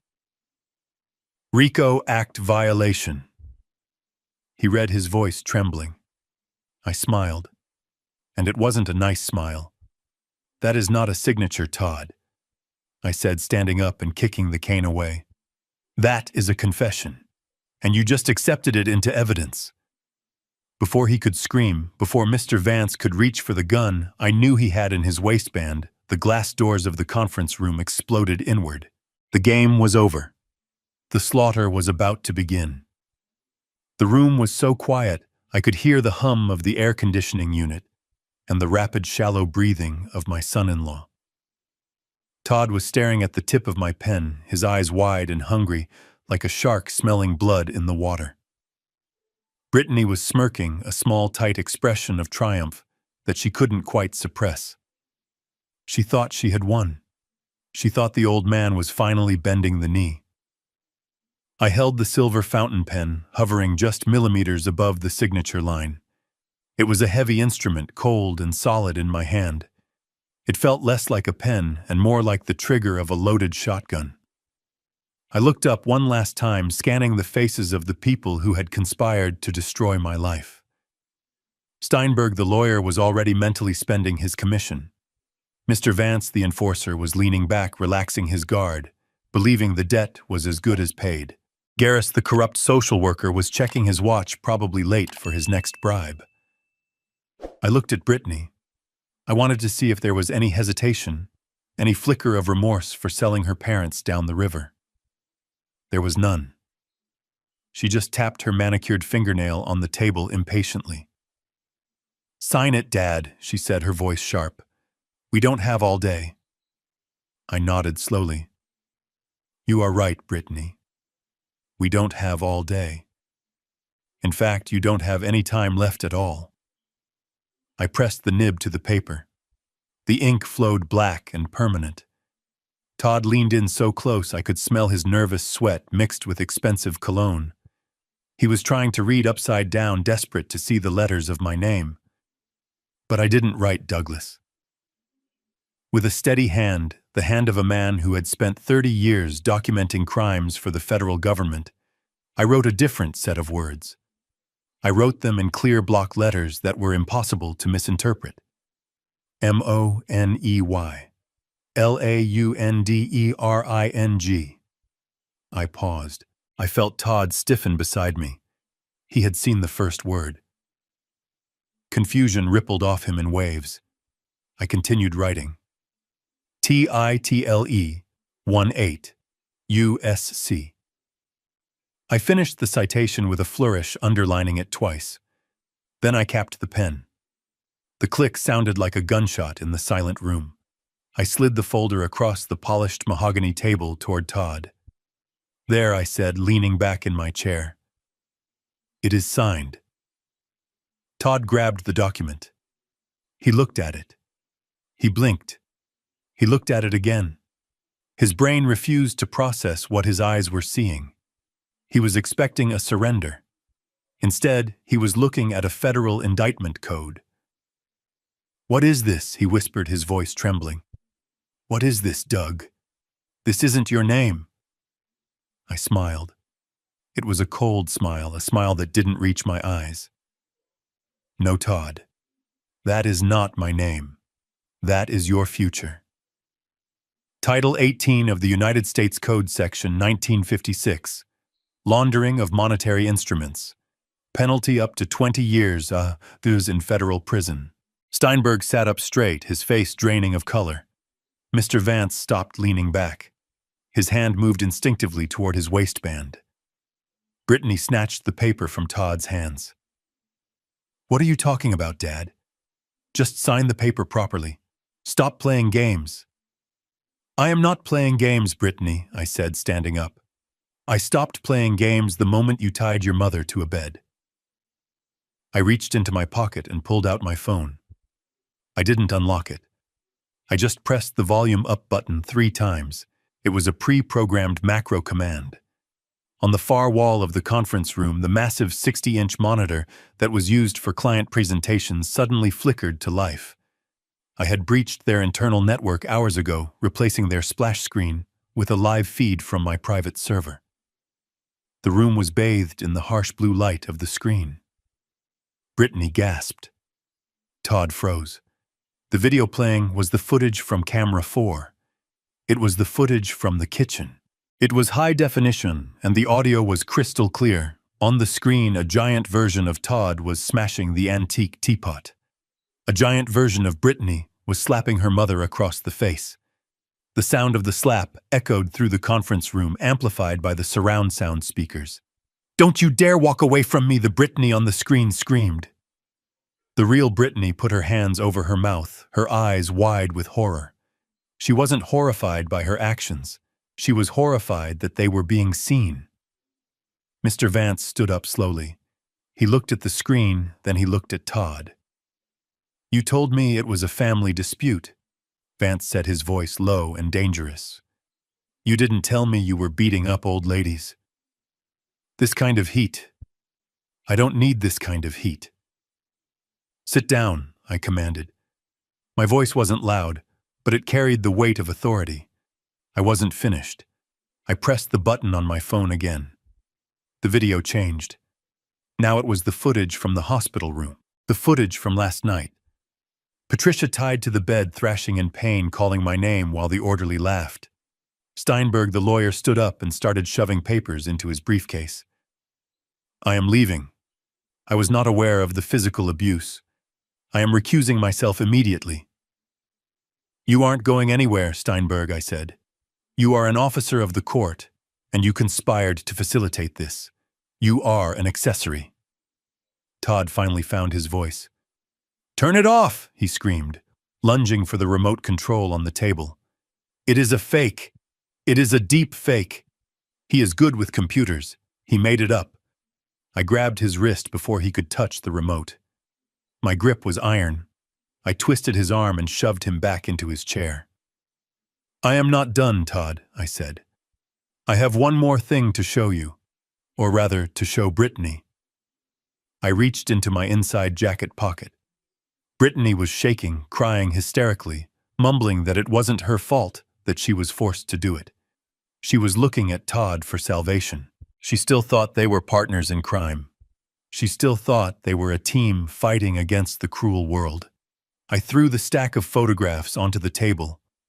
They fanned out perfectly, like a royal flush. The photos from the Sapphire Towers.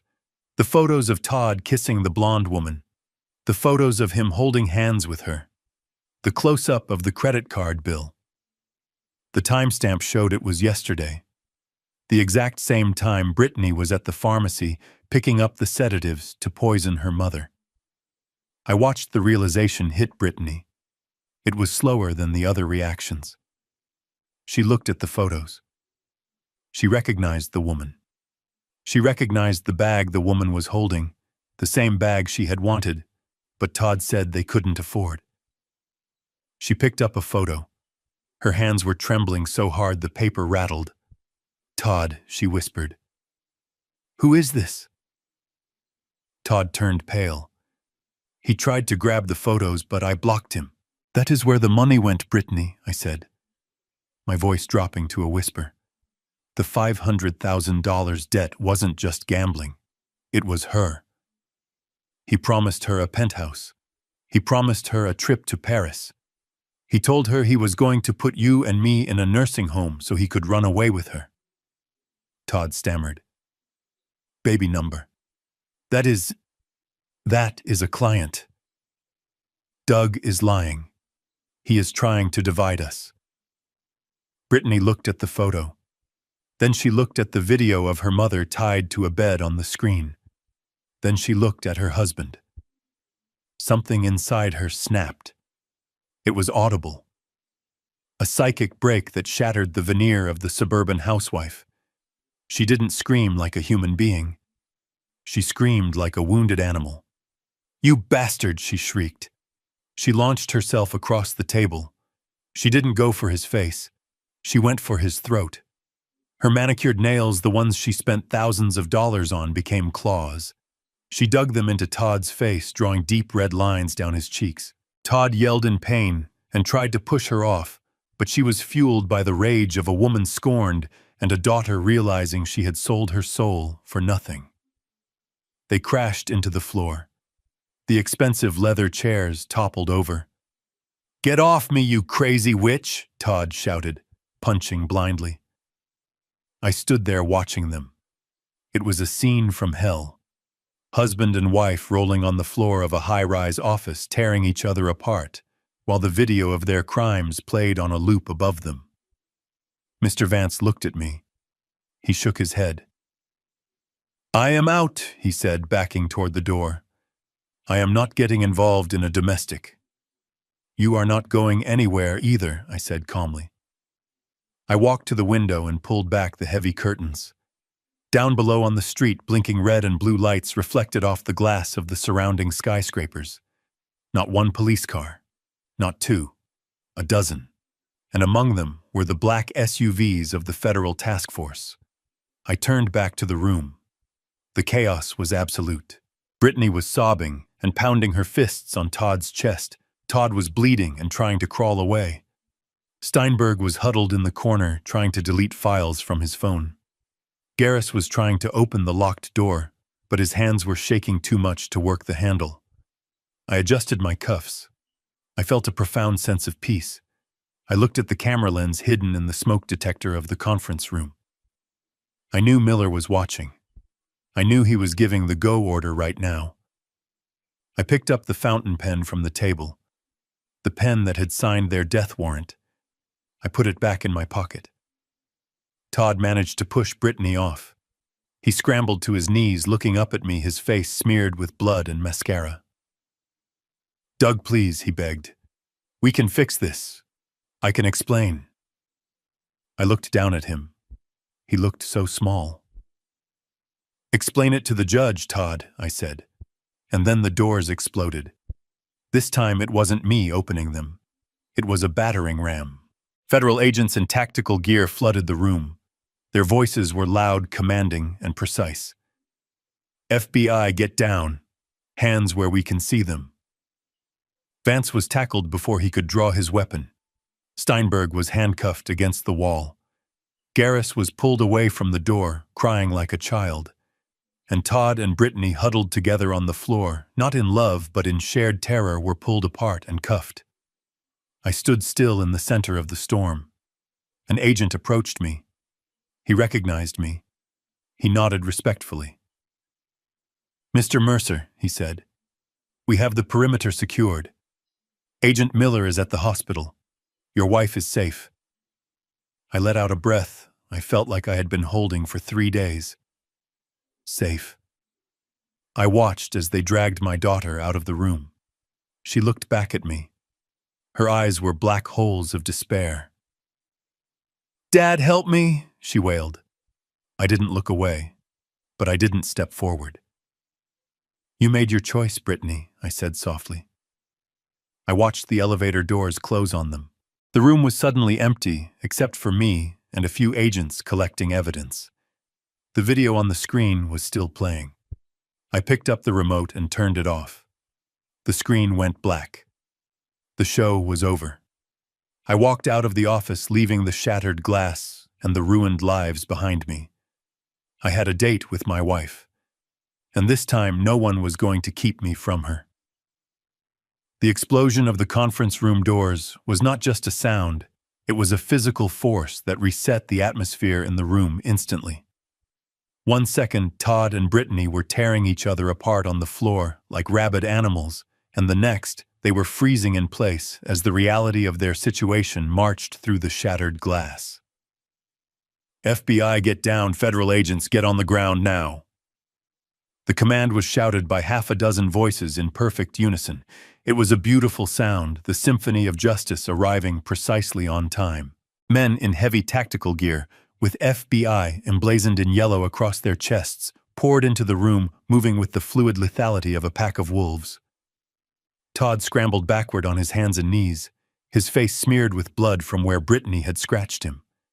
He looked up at the agents, his eyes wide with a confusion that was rapidly turning into terror. "Don't shoot!" he screamed, holding his hands up. "I am a businessman. This is a misunderstanding." An agent didn't pause to listen to his lies. He advanced on Todd, kicking his legs out from under him and driving him flat against the expensive carpet. "Todd Thompson, you are under arrest for money laundering, wire fraud, and conspiracy to commit elder abuse." The agent pulled Todd's arms behind his back. The zip ties cinched tight with a sound like a zipper closing on a body bag.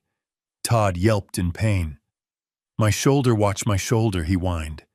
I watched from my spot by the window.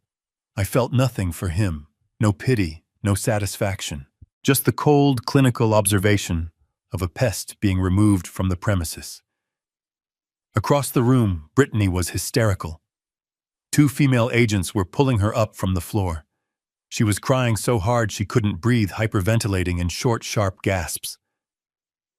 "Dad," she screamed, looking past the agents toward me. "Dad, tell them. Tell them I didn't know. Tell them Todd made me do it." I looked at my daughter. The mascara was running down her face in black rivers. Her designer dress was torn at the shoulder. She looked like a child who had broken a vase and was terrified of the punishment, but she was a 40-year-old woman who had helped tie her own mother to a hospital bed. I stayed silent. My silence was the only answer she deserved. Brittany Mercer. You are under arrest for kidnapping, false imprisonment, and conspiracy to commit fraud.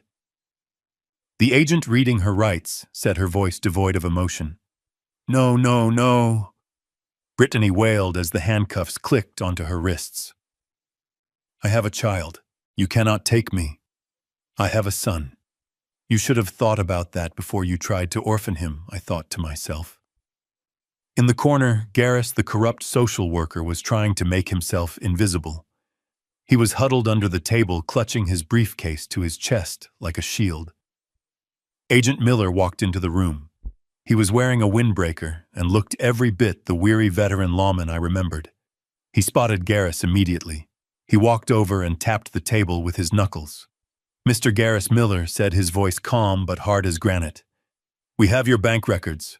We have the wire transfer from Todd's shell company to your personal account. $5,000 to falsify a competency report. That is a federal crime, son.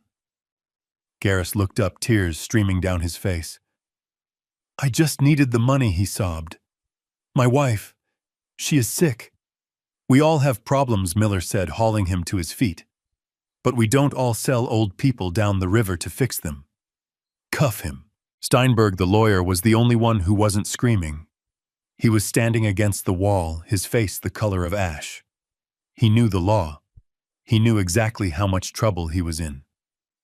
When the agent approached him, he turned around and put his hands behind his back without a word.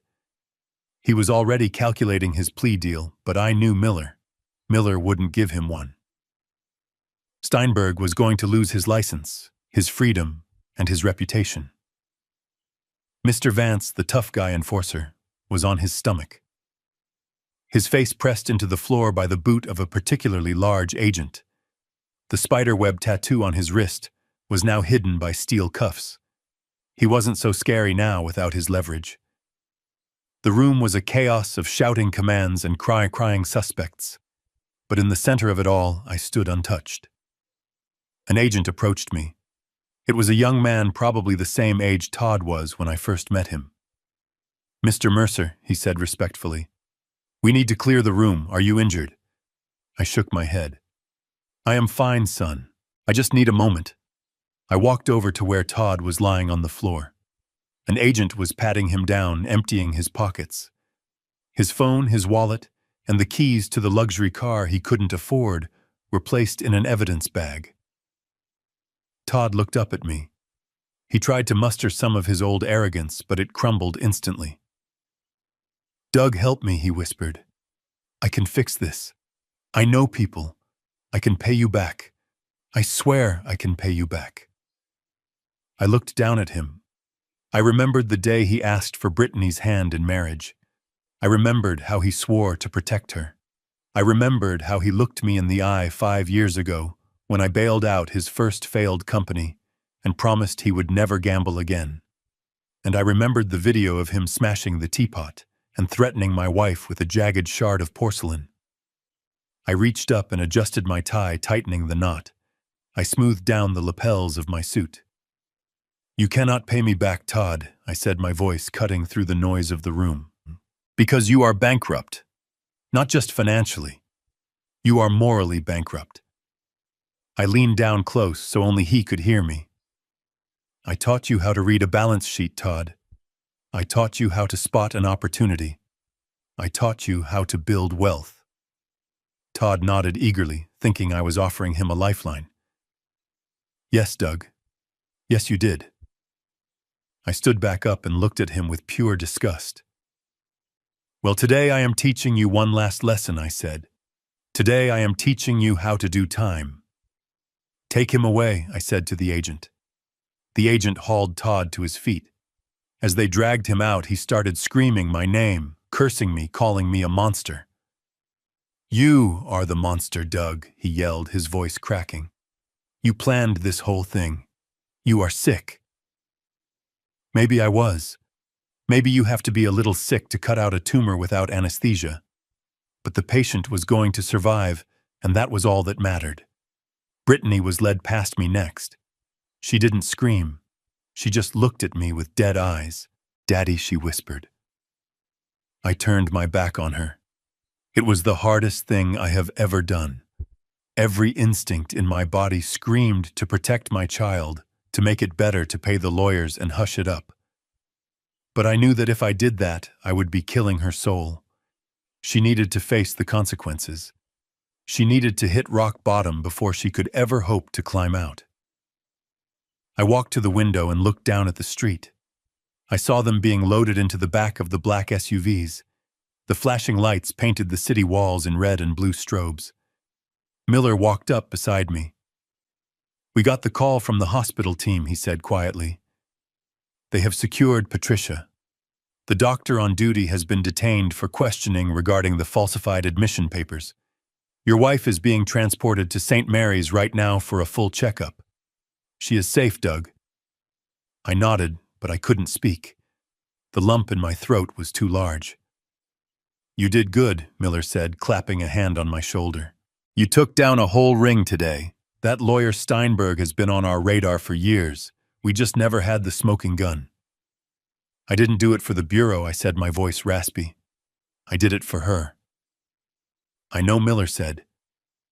"Go to her, Doug. We will handle the paperwork." I walked out of the office. I walked past the empty receptionist's desk. I walked into the elevator. When the doors closed and I was finally alone, I let out a long, shuddering breath. My knees felt weak. The adrenaline was fading, leaving behind a deep, bone-weary exhaustion. I looked at my reflection in the polished metal of the elevator doors. I looked old. I looked tired. But for the first time in months, I didn't look like a victim. I unbuttoned my jacket. I loosened my tie. I reached into my pocket and pulled out the old flip phone I used for emergencies. I dialed the number for the flower shop on Fifth Avenue. "Hello," the clerk answered. "I need a delivery," I said. "To St. Mary's Hospital." "Room?" I paused, realizing I didn't know her new room number yet. "Just send them to the front desk for Patricia Mercer." "What kind of flowers, sir?" "Yellow roses," I said. 5 dozen of them. And a card. What should the card say? Just write, "I am coming home." I hung up the phone as the elevator reached the lobby. I walked out into the bright morning sun. The air smelled of exhaust fumes and hot asphalt, but to me it smelled like freedom. I hailed a cab. "St. Mary's Hospital, please," I told the driver. "And step on it." As the cab merged into traffic, I closed my eyes. The war was over. The enemy was in chains. Now the rebuilding could begin. But first, I had to hold my wife's hand and promise her that no one would ever hurt her again.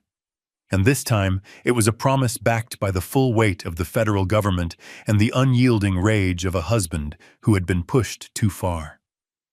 3 months later, the federal courthouse smelled of floor wax and stale anxiety. It was a cold, antiseptic smell that stuck to the back of your throat. I sat in the front row of the gallery, my hands folded in my lap. The seat beside me was empty. Patricia had wanted to come. She had wanted to look them in the eye one last time, but I insisted she stay home. Her heart was healing physically, but the emotional scar tissue was still too fresh. I would not let them see the damage they had inflicted. I would not give them that satisfaction. The bailiff called the court to order. The heavy oak doors swung open, and the defendants were led in. Todd walked in first. He looked like a ghost of the man who had sat in that high-rise office. His hair was shaved close to his scalp, and his expensive suit had been replaced by a prison uniform that hung loosely on his frame. He didn't look at the gallery. He stared at the floor, his shoulders hunched in defeat. The arrogance had been stripped away, leaving only a hollow shell of a man who realized too late that he wasn't as smart as he thought he was. Then came Brittany. Seeing my daughter in shackles was a physical blow. It hit me right in the chest, knocking the wind out of me for a second. She looked small. She looked young. Without the makeup and the designer clothes, she looked like the teenager who used to ask me for help with her math homework. Her eyes were red and swollen. When she saw me sitting there, her face crumbled. She mouthed the word "Daddy" and started to weep. It was a performance I had seen 1,000 times before. It was the same cry she used when she wanted a new car. It was the same cry she used when she wanted me to bail Todd out of his first bankruptcy. But this time the stakes were not a credit card bill. The stakes were her life. The proceedings were swift. The evidence gathered by the task force was overwhelming. The forensic accounting trail I had uncovered was a map that led straight to their guilt. There was no way to argue against the wire transfers, the forged documents, or the video footage of abuse. Steinberg, the lawyer, had already turned state's evidence to save his own skin, testifying against them to reduce his sentence. When the time came for sentencing, Brittany's public defender stood up. He was a young man doing his best with a bad hand. "Your Honor," he said, his voice echoing in the quiet room. "My client asks for leniency. She was coerced. She was manipulated by a domineering husband. But more importantly, she is a mother." Brittany stood up then. She reached into her pocket and pulled out a small, crumpled photograph. It was a picture of my grandson, Leo. She held it up toward me, pressing it against her chest. "Dad, please," she sobbed, her voice cracking with desperation. "Do it for Leo. He is only 7. He needs his mother. Don't let him grow up thinking his mother is a criminal. If you write a letter to the judge asking for probation, if you tell them you forgive me, they might let me go home. Please, Dad, don't punish Leo for my mistakes." The courtroom fell silent. All eyes turned to me. The judge, a stern woman with glasses perched on the end of her nose, looked down at me. "Mr. Mercer," the judge said, "as the primary victim along with your wife, you have the right to address the court. Does the prosecution have a statement from you regarding sentencing?" I stood up. My legs felt heavy, but my spine was steel. I looked at Brittany. I looked at the photo of my grandson in her hands. She was using him as a human shield.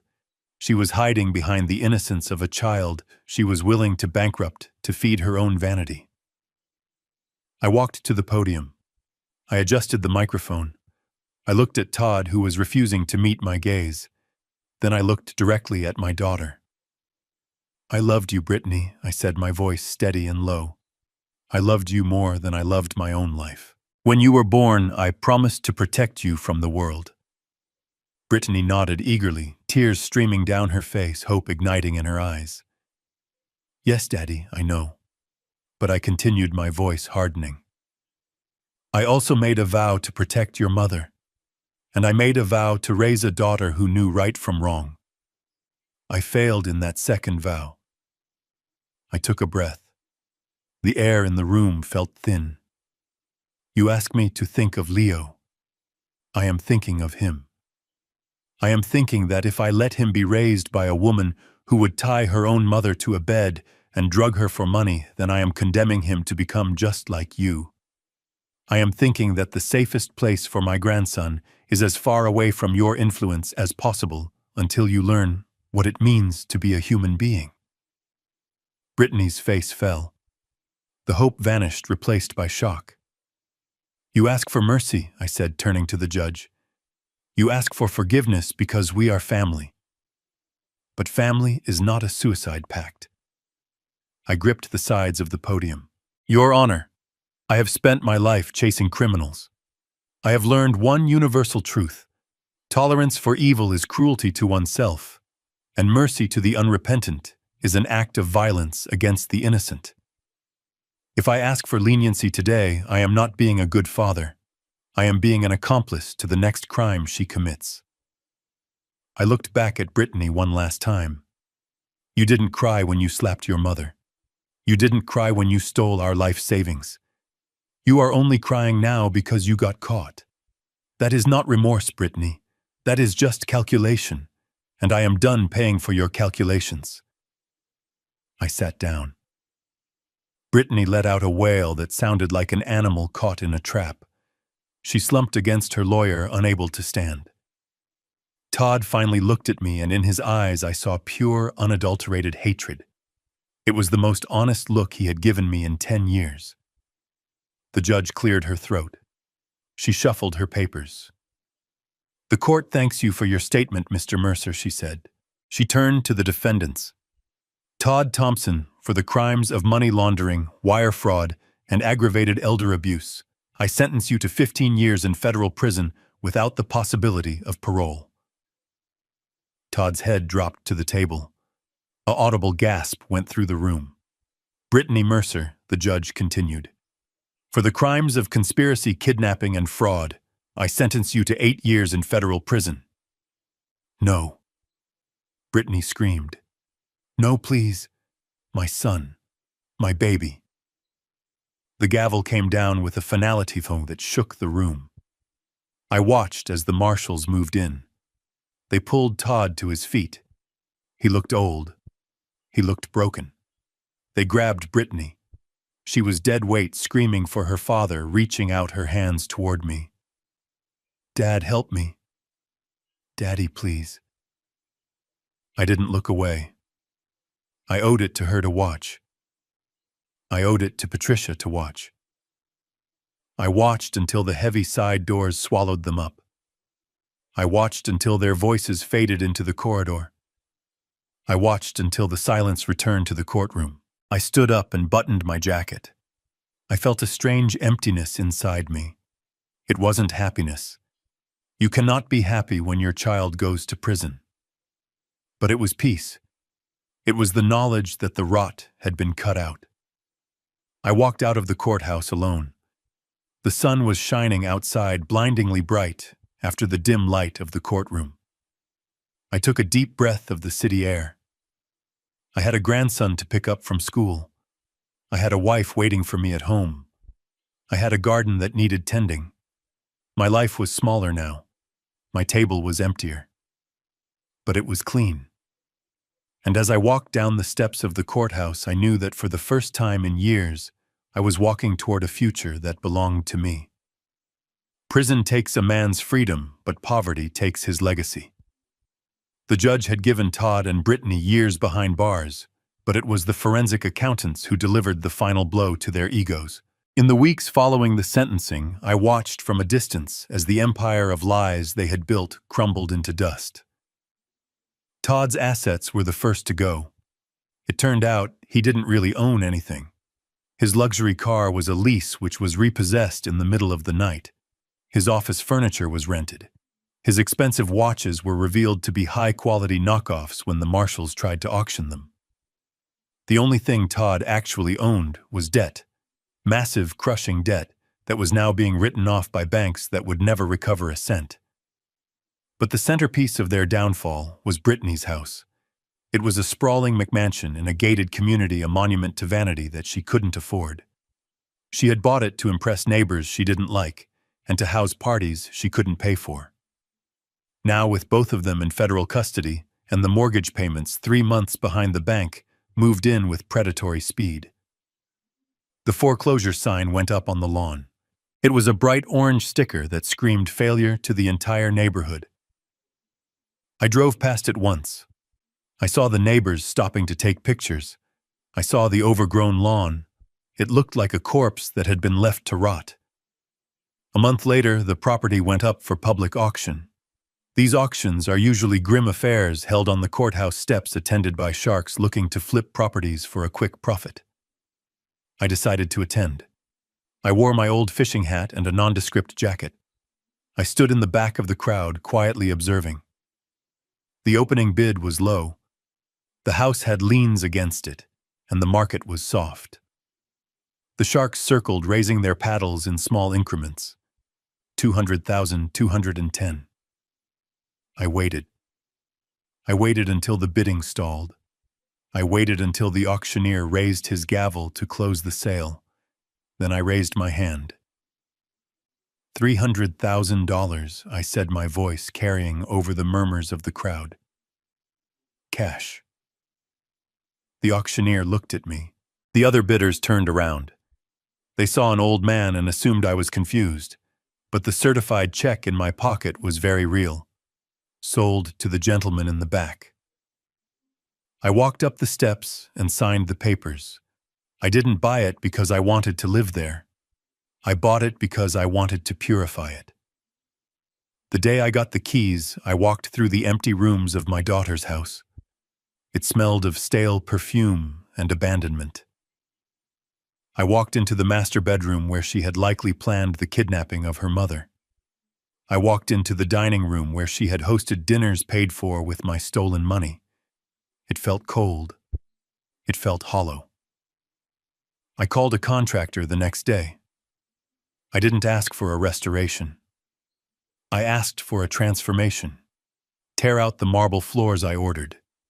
They are too slippery. Install non-slip vinyl.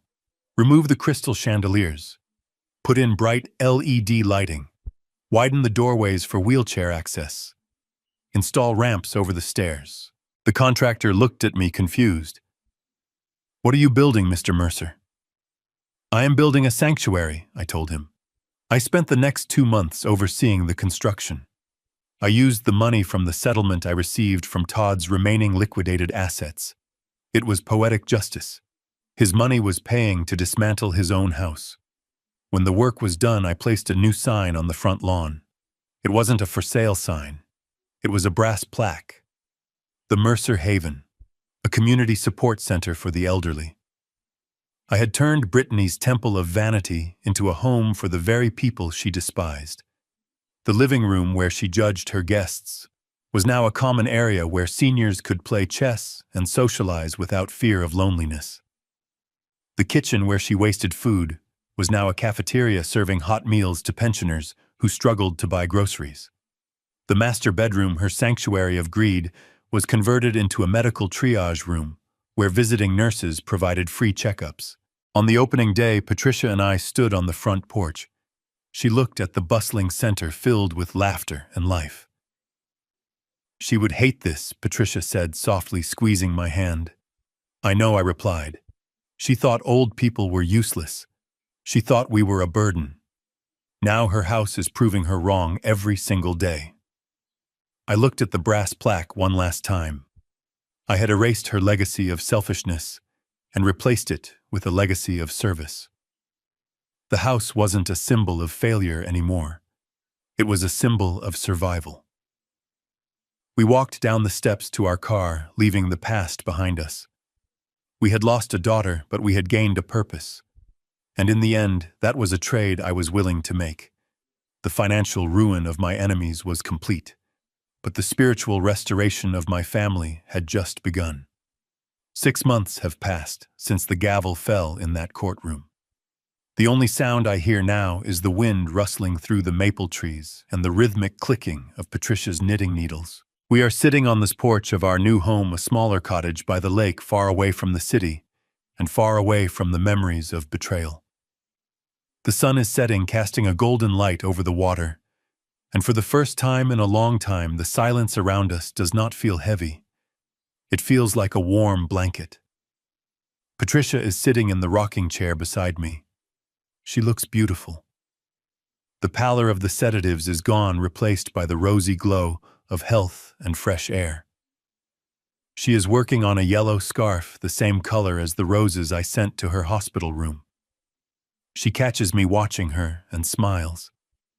It is a genuine smile, one that reaches her eyes. There is no confusion there anymore. There is no fear. Just the clear, sharp intelligence of the woman I married 40 years ago. We do not talk about Brittany or Todd. We do not accept the collect calls from the federal penitentiary. We do not open the letters that arrive with the prison stamp on the envelope. Some people might think we are cold. They might say that a parent's love should be unconditional, that we should offer forgiveness no matter the sin. But those people have never looked into the eyes of their own child and seen a predator looking back. I have learned that forgiveness is something you give to someone who makes a mistake. It is not something you give to someone who plots your destruction. By closing the door on them, I did not shut out my family. I shut out the draft that was freezing our souls. We are alone now in the traditional sense. There will be no Thanksgiving dinners with a large table full of grandchildren. There will be no family reunions. But we are not lonely. We have found a new community at the support center. We have neighbors who wave to us not because they want something, but because they are kind. We have each other. I reach out and take Patricia's hand. Her grip is strong. Do you regret it, Doug? She asks softly, looking out at the water. Do you regret turning them in? I look at the scars on my knuckles from the day I punched the mirror. They have faded to faint white lines. I regret that we had to do it, I say, but I do not regret that we survived. I sip my coffee. It tastes better now that I am not drinking it to stay awake for a war. This experience has taught me the most important lesson of my life. We grow up believing that family is the blood that flows in our veins. We are told that DNA is a binding contract that cannot be broken. But that is a lie. Family is not the people who share your last name. Family is the people who hold your hand when the doctor gives you bad news. Family is the people who stand beside you when the world turns against you. Family is not about biology. It is about behavior. It is about how we treat each other when the storm comes. Todd and Brittany were my relatives, but they were never my family. I am Douglas Mercer. I am 72 years old. I have lost a daughter, but I have saved my dignity. I have lost a fortune in legal fees, but I have bought my freedom. I squeeze my wife's hand, and she squeezes back. The sun dips below the horizon, and the first stars appear. We are safe. We are at peace. And that is worth more than any trust fund in the world. Thank you for listening to my story. I hope it gives you the strength to look at your own life and ask the hard questions. Are you holding on to toxic people just because of history? Do you have the courage to cut the ties that bind you to pain? Let me know in the comments below what you would have done in my place. Would you have forgiven them? Or would you have done exactly what I did? Don't forget to like and subscribe for more stories of justice and truth. Until next time, take care of yourselves, and remember to protect the ones who truly love you. Goodbye. 껌이랑 아. 그냥 냅두고 있는 거야. 오면 잡자? 그냥 오면 잡자. 뭐 보이면 잡아. 이런. 여기 어디요? 아, 네, 여기 세워주세요, 그러면은. 감사합니다. 요건데 요거로 나오는데. 여기 카드 해야 돼? 아, 이거 내. 자동에 거랑. 자동에 놨네. 예, 그리 안 내리세요? 네, 감사합니다. 그래 이쪽으로 내리시고. 네, 감사합니다. 네. 이쪽 골목인 거야. 일단은 건물 한번 두근두근 메이드 카페? 두근두근 메이드 카페? 네? 메이드 카페가 있네요. 오일이? 오일이? 왜 오일 아니죠? 어디?